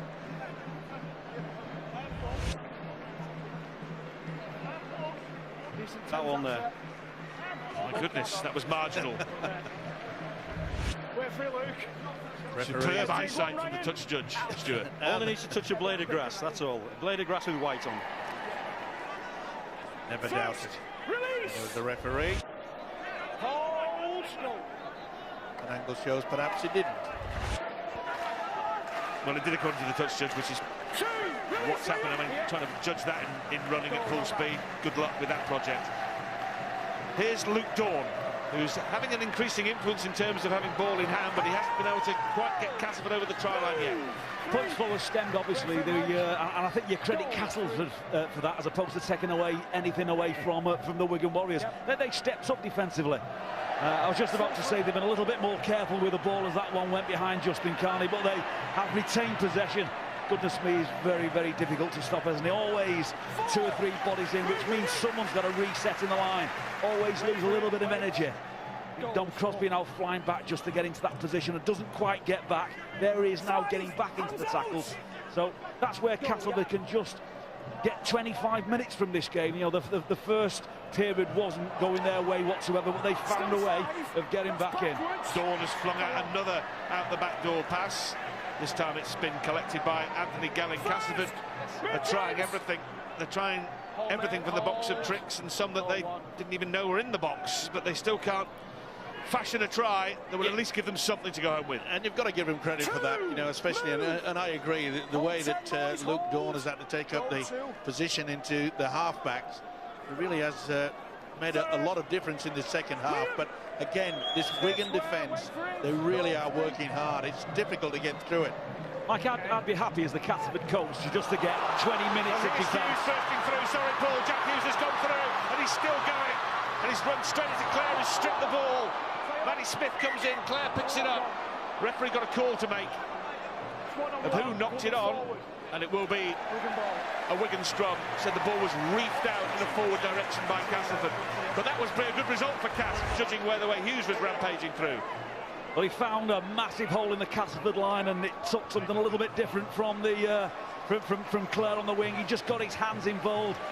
Didn't matter how you stopped him at that point, you just had to make sure he didn't push you away or offload the ball. How can he, sorry to interrupt you, how can he pull that forward if his arms are going back to his own try line, Stuart? Well, I think he's judged it on the flight of the ball and who's touched it last, and it looks like it comes last off the Castleford player. That's what he's ruled. Well, fingers all over it. Yeah, it's certainly... He can't have pulled it forward, Mike, with the way his hands go. Well, there's probably something in Newton's laws there. He can roll the fingers, and then it can go forward. Anywho, the point I was making is, as a coach, I just want Castleford now to defend. You can have the first 3 quarters of this game. Give me 20 minutes in defence. You can have a few days off because you're not Wigan out the cup. Let's just shore up defensively. Wigan have had all the emotion. They've got their own back so far in this game. Let's just keep them out now for the next 20 minutes. That's all I need from this one. The biggest problem there, though, is the fact that they've had to do so much work, Castleford, especially in the first half. Will they run out of steam? See if they run out of steam in this set, because here's Farrell, who scored the only try of the second half, and the touch judge is not going to score the second try. Everything on the wrong page for the Wigan Warriors. Well, the idea was there, wasn't it? But there was never going to be a chance for Joe Burgess to get to that. He raises the arm. Sorry, mate. Witness getting a bit of a toweling from Hull FC. Good record on their own ground, Witness, but they're getting hammered there by Hull. And the semi-finalists in the Challenge Cup are not having a particularly good night, with the exception of the Warrington Wolves. Rodwell, when you play above your weight, I think as Castleford did last week, and certainly Widnes have done to get into that position and their league position, you can't keep improving week in, week out. Sometimes you've got to give one away. Well, when you think about it, Leeds lost. And now we see that Castleford, who also made the semi-final, they've lost. It looks like only Warrington's going to be the one that's going to take the spoils. What this performance has convinced me for Castleford is that Andy Lynch, who isn't playing, is the engine management system for the Castleford side. And without him, they can't go forward as well. And obviously, when teams aren't going forward, they try those offloads and mistakes occur, as we've just seen there now. He's vital to Castleford's success this season, and I hope we see him back in the side pretty soon. Well, for teams who don't usually find themselves in this position, like the Castleford Tigers, with all respect, you don't need offloads at that point. You don't need, in a 3-man tackle, someone just flicking a ball out for the sake of it. Complete, kick, grind it away, do some solid work in defence. That's the learning curve. It doesn't matter at this point if anyone can do a flick pass over your shoulder and pretend to be Paul Daniels. McAlorum very close to the try line and over the try line. The question is, has he got the ball grounded? Has he got the ball down? Yes, he has, says Phil Benson. Michael McAlorum has burrowed his way over the try line for the Wigan Warriors. McAlorum, only his second try of the season, and it's Wigan's 6th of the evening. And fully deserved. He's been an integral part of the attacking engine. He always works well in the dummy half position, and this is the incident where the ball came free. He had the opportunity. There's the error, and he took full advantage in McAlorum. Through the belly, they had the numbers, but this is sheer determination and upper body strength. This is the view from the official Phil Bentham. Great positioning there. He didn't have to go upstairs. Look at that. He saw everything, and he saw that white ball get down onto terra firma. For me, that's the most disappointing try Castleford have conceded all night. But why on earth you'd want to try a flick pass under those circumstances has me baffled. Complete. That play there should have been a completion, a kick and chase, and Castleford should have been bringing the ball back at the other end of the field. That's the way it should have been. That's the learning curve this group need to take on board, especially when you have so many of their senior players sat in the stand. Well, you saw some pictures there of Sean Wayne looking absolutely elated. And he'll be even more pleased when Matty Smith slots this over. It'll be his 5th successful kick from the 6 he's had this evening, and Wigan stretch further clear. And they're not far away here of getting to the margin they need to leapfrog Castleford in the table. One more try would be enough to put Wigan above Cass on points difference. And I'm sure because Sean Wayne will realise that, but this is just determination. He's such a typical player. Oh, he gets it down. He can irritate the opposition in many, many ways, but this is one of the ways which is the best. Best way to defend your try line against players like Michael McAlorum, who is as powerful as 10 men. You're just not going to stop him there. The best way to do it is don't be there. Complete, kick, Jake, be honest, get to the other end of the field. Well, the weather was appalling here on Saturday, and so was the result as far as Wigan are concerned, but on a day that's been the hottest day of the year in some parts of the country, Wigan have been red hot here tonight. Too good for Castleford. Sargentson offloads. Quick out to Burgess. Burgess has got pace. He's got speed. He's going to do the fullback. Oh, brilliant. To ankle tap. Oh, it's enough to stop the try too. The ankle tap was just enough to stop the try because Burgess offloaded without due care and attention, and Carney mocked it up. Looked a certain scorer, Burgess. It certainly did, and it just popped out nicely, didn't it? He was so confident, he thought he was over. Cass have a penalty too. But you've got to give a lot of credit as well, because the quick hands, it has been so speedy out wide, hasn't it? Yeah, that was brilliant. The way that they moved the ball very swiftly and got it out to Joe Burgess. Already scored once tonight. Wigan's top try scorer. 9 in Super League so far. Let's go down to the sideline and get some more news from Graham Beacock. Graham, what's happening? Yeah, well, Ryan Hampshire went off the field a short time ago, went straight down into the medical room, Rod, holding his arm. Maybe a shoulder injury, maybe an arm or wrist injury. One thing is for sure, he isn't going to come back on. So with Matty Bowen off as well, Wigan's options are reduced. Mind you, with the scoreline at the moment, doesn't really matter too much. 14 minutes left then. Castleford still pointless. That win 6 days ago must seem a long time ago, more than 6 days, but in 6 weeks' time they'll be playing in the Cup semi-final against Widnes at the Lee Sports Village for a place in the Challenge Cup final. Well collected. Ellis, well, that's squirmed through the hands of Carney to Clare, and Clare, well, he's looking for some kind of support. It comes from Dawn, and Dawn is absolutely clattered. He did get it away to Mariano. Referee Bentham plays on and says this is the final tackle. Carney is there at dummy half. Ellis sticks it into the night sky. Burgess gets up there. Oh, that's a try. That'll be a try for Kurt Dixon. Not as important as the one he scored here on Saturday, but I think that's a try. He got there, he didn't knock it on to the naked eye.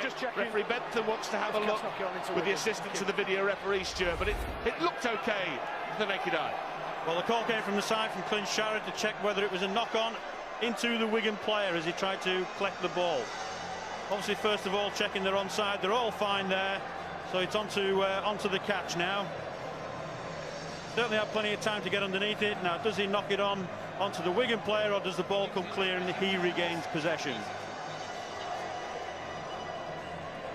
Well, on that look, it looks like it comes off his arm onto Joe Burgess. Does it hit the shoulder or the head of Burgess? And if that's the case, then it'll have to be classified as a knock-on, and the Dixon try should be chalked off. Well, he's unlucky if it has. This is the angle that will show it. Well, difficult to see. It is difficult to see, isn't it? It's a brilliant reaction from Dixon as it drops to the ground to be so quick to spot the flight of the ball. On that one, I don't think it touches Burgess. It doesn't look like it does. There's a gap over his head, goes over the top. This should be given. Well, on the other angle, it looked for all the world that it did hit Joe Burgess, but I think it ricochets and then goes over the top. That's a knock on then, isn't it, from Dixon? Well, it looks that way, but on the other angle, it looked as though it didn't touch Dixon.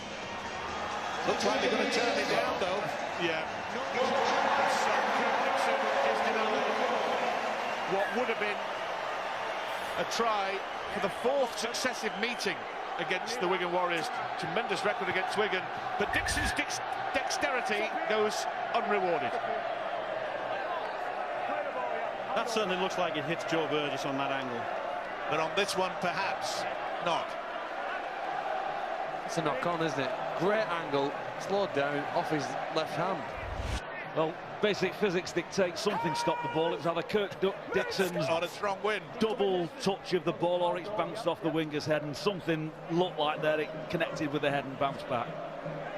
Well, it looked like they were going to get compensation for the fans that come over the Pennines for the Tigers, but I'm afraid it's turned down. A much better performance by the Castleford Tigers in the second half, especially in defence. But they do look very, very tired indeed. Warrington, 24-4 up. Tony Smith's Wolves resurgent. Tony Smith, another coach like Darryl Powell, signing a contract extension, this time a couple of years deal with the Wolves. That's a poor kick, and that's easy for Dixon. Oh, I think you've been hypercritical there. Don't you like some variety with the kicks? I love variety. I'd like it to go to my player. Yeah. It can't always come off, can it? No, there's nothing wrong with the idea. The execution was just a little bit heavy on the toe. Thank you, Paul. And on top of that, when you're leading 34-0, you can do as much as you like. Just trying something a little different, weren't they? Cass trying to do that. Ellis Mariano, another Castleford player, was in the wars. Another one with headbanding to stop the blood flowing in the first half. Milner comes in. Can Castleford give something to their fans who've once again travelled here west of the Pennines to support the team? Finn to Dawn. Luke Dawn timing the pass to Gibson. Ashley Gibson is going to be dragged into touch. Releases the ball. Picked up by Powell. Wigan in a hurry to move forward themselves. Good passage of play here as Sargentson is squirming out of tackles. Now he runs into Wielden. Let's go down to the sideline against Graham Beecroft. Yeah, well, news on Ryan Hampshire, who, remember, only came into the side at the last minute when George Williams injured himself in the build-up. He's on the bench now. He's got a problem with his shoulder. There he is. He's not dislocated his shoulder, according to the doctor, but he has had a joint problem there. So Ryan Hampshire now comfortable with that sling on. Thanks, Graham. Yeah, well, Wigan's injury problems are just incredible, really. Yeah, it's been shocking. There has been a problem with Sean Wayne, but as I said earlier, it's given the opportunity for these youngsters to really show their prowess, and boy, they haven't let him down. Well, there's 2 plays in this set, 2 collision wins for the Wigan Warriors. There's the third. Signs are looking ominous for the Tigers. McAlorum to Powell to Smith to Gelling. Gelling puts the hammer down. Almost got through once more. Carney had to make an important tackle. They really are hanging on here, Castleford Tigers. Still another couple of tackles in this sequence.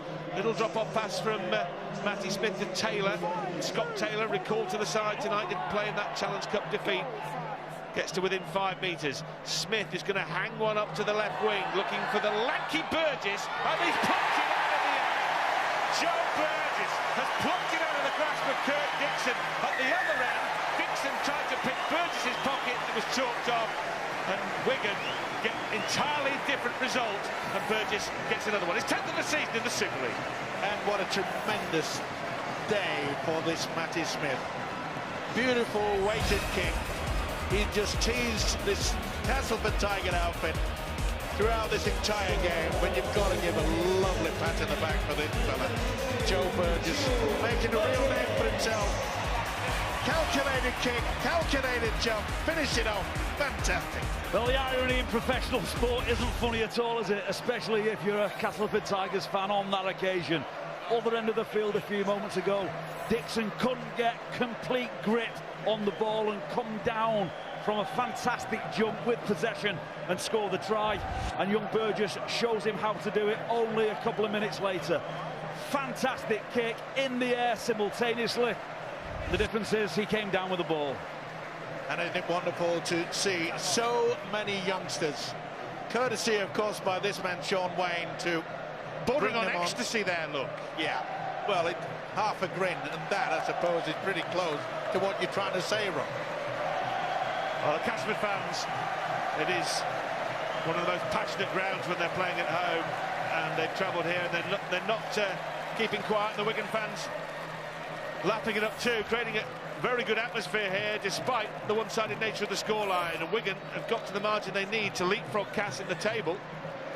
Can Smith nail another one from wide out? This would take them to 40 if he can stroke this one over. And he can. Having a good night with the boot here, Matty Smith. Tremendous, isn't it? And talking of bringing youngsters in, got to send a cheerio call to Mick Turner, the coach of the Bala under-21s, about 2 wins in Jamaica. And let's hope that they can produce youngsters like this for the future of rugby league. Well, not the night that Daryl Powell was hoping for after signing that contract extension with the Tigers. 5 years, in fact, in danger of being nilled for the first time since March of 2013, when they were walloped 52-0 at Hull FC. Well, they're still having a season like no other. Daryl Powell and his staff have done a remarkable job. The Castleford faithful in full voice. You can't believe it's 40-0. They're singing and dancing as if they've won the Challenge Cup quarter-final, but they did that last week. You can't have everything in sport, and I'm sure if you gave them a choice a couple of weeks ago, which one do you want?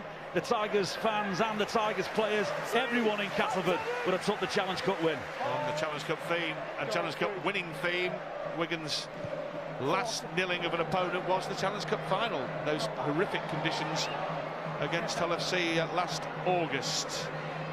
That's their aim now, Wigan, is to keep Castleford scoreless. My goodness, James Clare was on a one-way ticket towards his own try line there. And again, we keep putting heaps of praise on the fact that, you know, this young Wigan outfit, terrier-like, aren't they? They're just not allowing Castleford to get anywhere near. 38-6, Hull FC. Enjoying an away day at Widnes, and Wakefield have rallied from behind against the London Broncos for what could be a priceless win for James Webster's side in his first game in charge. And on Sunday, Bradford take on the Salford Red Devils, and that really does now look like win or bust for Bradford Bulls. Looking out for a pass for Carney, and Carney now is off to the races, sidestepping, hip swiveling, great pass to Ellis. Ellis has got a man with him, which is Clare. Clare is going for the corner, brilliant tackle, fantastic tackle. And Sean O'Loughlin comes in to clean up after Joe Burgess had made the original stop. Super stop from Castleford, and brilliant Wigan defence to keep the O next to the Castleford name. They've got the overlap. They have indeed. They must score here through Gibson. And Ashley Gibson goes over in the corner. And they have gone absolutely berserk. You'd think that was the try that won the Challenge Cup. Never mind. Got them on the scoreboard when 40-0 behind at Wigan. Castleford kept it moving, and Gibson got the try. Well, one of the rare opportunities that they've allowed the big fella Justin Carney to get away. But it was good support play through the dummy. But what about the chase back from Joe Burgess? Outstanding. Well, you simply can't leave Carney on a one-on-one, two-on-one. You need 3. Brilliant effort from Wigan to chase him back and pen Castleford in that corner. But look at the quality. 3 or 4 passes right across the field. And the Tigers finish with a 3-on-none on the right wing. And you can see that in the back play, it looks as though Justin Carney has picked up an injury. Whether he's just run out of puff, we're not right sure. But Gibson has saved the embarrassment of having 0 on the scoreboard. One of the few opportunities, get the break, get the link, and it's mere consolation. But as Rod has just mentioned, the fans behind that stick that have come over from Castleford They have celebrated like they have won everything in this game. Ellis trying to land the goal from the sideline and does, and Castleford make it 40 points to 6. So Justin Carney tonight has been quietened, but he has not been silenced, and it was this run. Well, they've had a great record of scoring long-range tries. See the challenge. Is it a late challenge? Yes. Will that be one for the match review panel, Stuart? It's certainly a very late challenge by Sargentson, isn't it, on the winger, and it certainly stopped him in his tracks. He was down for a long time. In defence of Dan Sargentson, you've got to prepare yourself, though, to make that tackle, haven't you, on Justin Carney? And you've got to set your feet and be ready from a few steps out. It is, but I think he's gone in with his shoulder, and it's a bit of a shoulder charge on him. He is Wigan's third full-back tonight. You know, they've lost Bowen and Hampshire went off, and maybe Sargentson should have then used the Matty Bowen technique of leave both players and go for the ball.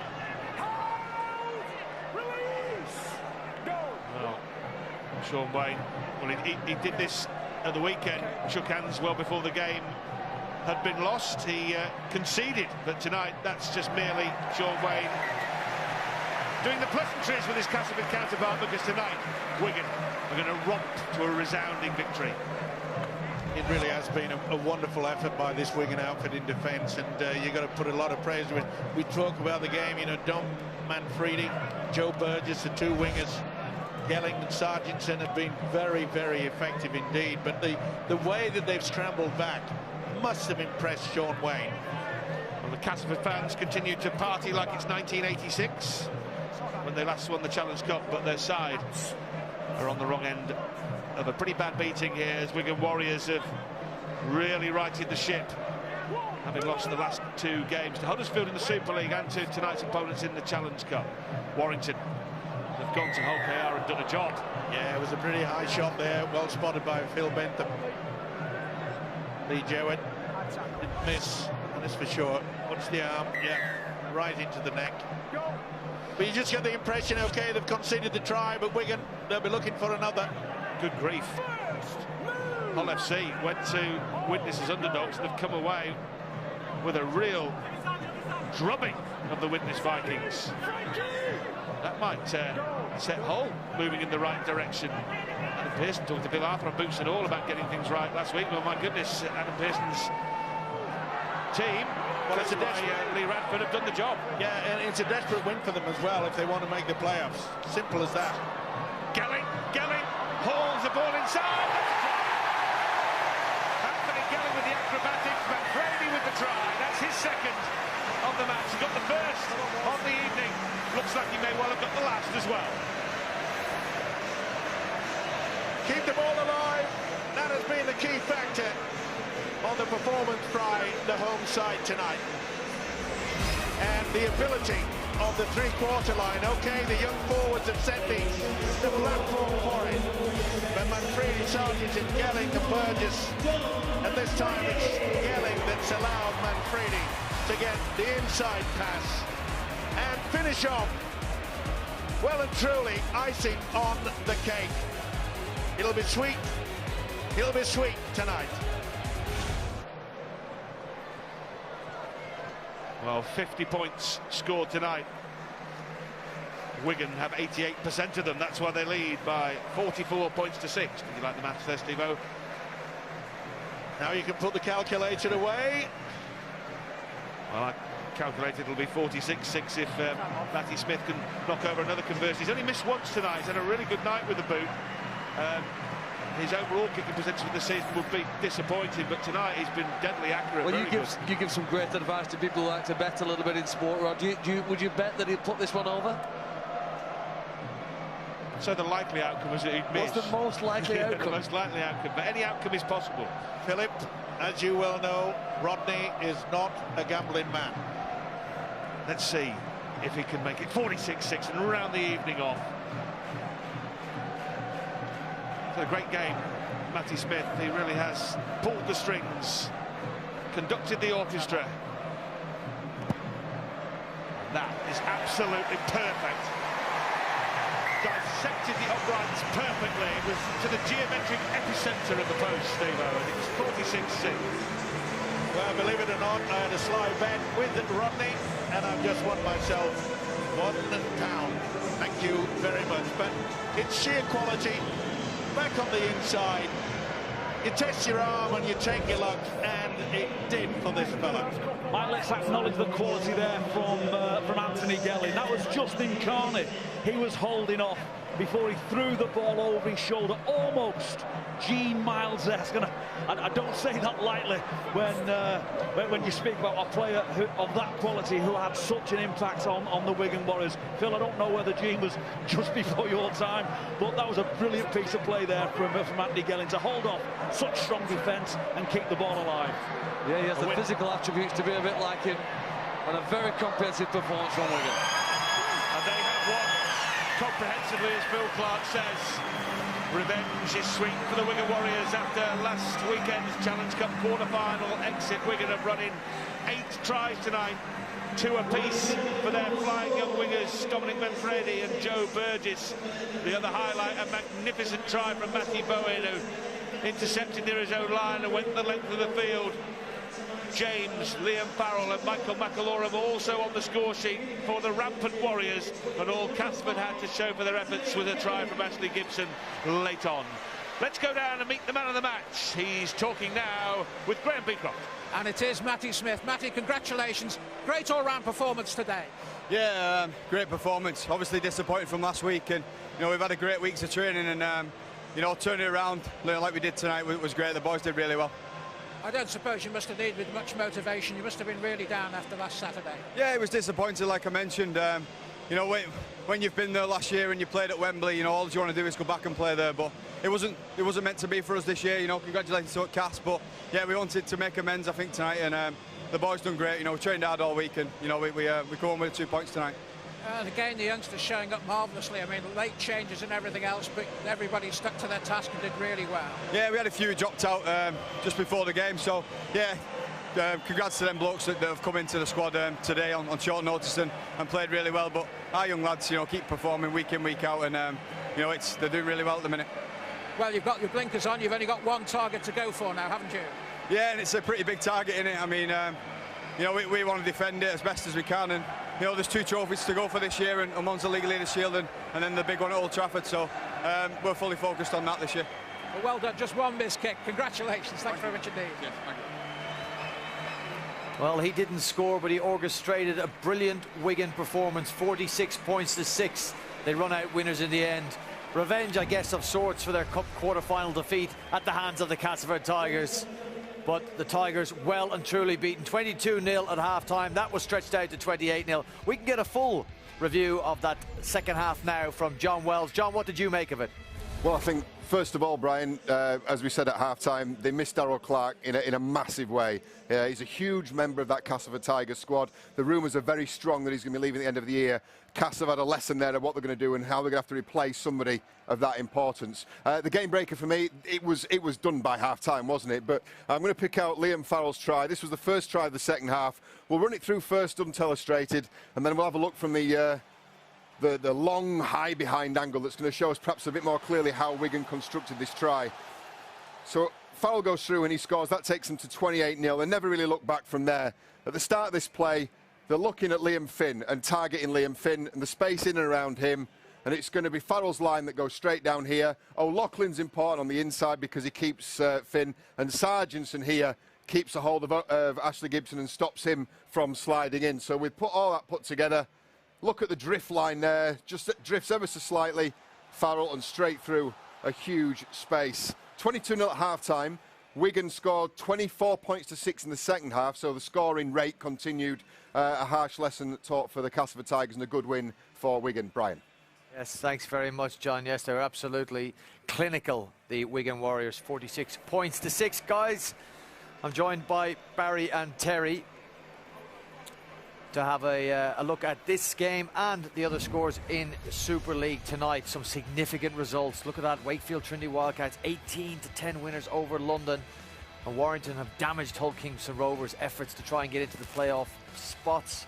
34 points to 4, and Hull FC demolishing Widnes 56 points to 6. This is how the table looks after all of that, and becomes a little tighter down the bottom now. The Salford Red Devils have that huge game against the Bradford Bulls on Sunday. They now go down into 12th. St Helens leads, and Wigan leapfrogging the Castleford Tigers and moving up into third spots.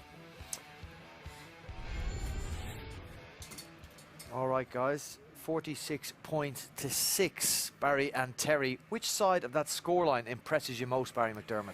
Well, I think in terms of Castleford, it must have been very difficult for Darryl Powell during the week to brush the quarter-finals aside and say, right, we've got to get back on the horse and make sure we do the same things again, knowing that they'd probably played to 100% of the potential. So that's not taking away how well Wigan played. And I know that Matty Smith got the Man of the Match award, but I was really impressed with Sam Powell, and we saw in Welles's game breaker there the sweet as a nut ball that he threw to Liam Farrell. The determination, Terry, to keep Castleford scoreless. It didn't work out that way in the end, but some brilliant last-ditch goal line defence from them throughout that game. Yeah, there was, and you could see when Joe Burgess, with the try that Castleford scored, Joe Burgess has come from one side to the other to prevent the try being scored in the left corner, but then unfortunately he wasn't in position to prevent that try. I think there was a different mindset from Wigan in this game. Obviously hurt last week, they played aggressive. I think the lead runners just kept on turning up, creating space on the edges, and I think it was just, when you look at Joe Burgess, I think he's been absolutely exceptional. He's an impressive player, and he's an athlete, isn't he? Where we've been sat watching the game, all his family are outside here, and they're up shouting and cheering either when he gets the ball or when he doesn't get the ball. But he's when we're a bit too far off the internationals yet to maybe consider him. But he's definitely earned his place. Well, he was named in the squad. He won't make that squad because they've got that game against Widnes next Wednesday. Yeah. Look, how much can we read into this game? It was a really clinical Wigan performance, but with Castleford deciding to rest so many players, Terry, I guess if you're a Castleford Tigers fan, the message would be no doom and gloom really after tonight's result. Well, going into this game, they were the best attacking team in the competition. They're the third best defensive side, and I think Darryl Powell has done a tremendous job. I think that Darryl Powell and the Castleford players knew that there was going to be a huge response from Wigan. You know, when you go to an opponent's ground and you beat them, you knock them out of the cup, you dent their pride, and then all of a sudden, a week later, you've got to go there and play them again. And I think that they always knew it was going to be very difficult. I remember being here in round one this year, lads, and I don't know whether you can remember it, and we were talking about Remember it well before you even say it. Yes, we were talking about it, and we were saying that the lines didn't look quite right for Wigan. Like, Sam Tompkins normally hits that line absolutely brilliantly, and Matty Bowen seemed to be struggling together. I think tonight that Sean Wayne talked about repetition, and you can see that the amount of time they must have spent on the training ground. They look phenomenal tonight. Sam Powell, I agree, but I thought he was exceptional. We'll quickly reflect on the other scorelines tonight. I guess Warrington Wolves, Hull Kingston Rovers. Hull Kingston Rovers still in a shout with the playoffs. Warrington moving further up the table. Let's look at the other two results, though. Widnes Vikings against Hull FC in particular, and that Wakefield London game. Barry, start with that Widnes Hull FC. How surprised were you that the margin of the victory? Surprised with the margin, not the result. I think we all accept that Widnes are a different side at home. They understand how to play on the high pitch. You know, they train on it virtually every day, so they understand every I nearly said blade of grass then, blade of whatever, and they know how to play to the conditions. But Hull and Lee Radford seem to be. It's a bit too soon to be saying over the stuttering start, but they're well on the way to making amends. And if they can get a little bit better each and every week, then who knows? That top 8 might not be beyond them. Big back-to-back victories for them. Wakefield Trinity Wildcats results. We saw what it did on the table. It pushed Salford down into that third from bottom spot. And we talked about that in warm-up, didn't we? And London, they competed up to about 60 minutes, then all of a sudden, they don't know how to win games, do they? And when you're in that situation and someone's nipping at your heels, and I'm sure the fans would have been getting behind the Wakefield side, Tim Smith back to the club and hopefully trying to inspire them into a win, and they got that. And it didn't surprise me with the new coach in place in James Webster that they were going to have a big lift. We have some London Broncos fans on our crew. Is that it for London Broncos in Super League for the time being? You relegating them now after that result, as Tony Ray did on Boots and All? I think if that's they haven't had a win in 16 games. Will they get? They need probably about 6 wins in the last 11. I can't see it. Can't see that coming. Right. Well, you can see plenty more brilliant, top quality live sport on Sky. Well, thanks very much for your company. Thanks to Terry O'Connor, to Barry McDermott. We've watched the Wigan Warriors gain revenge for their defeat in Challenge Cup. 2 competition points for Sean Wayne and his men. Ooh,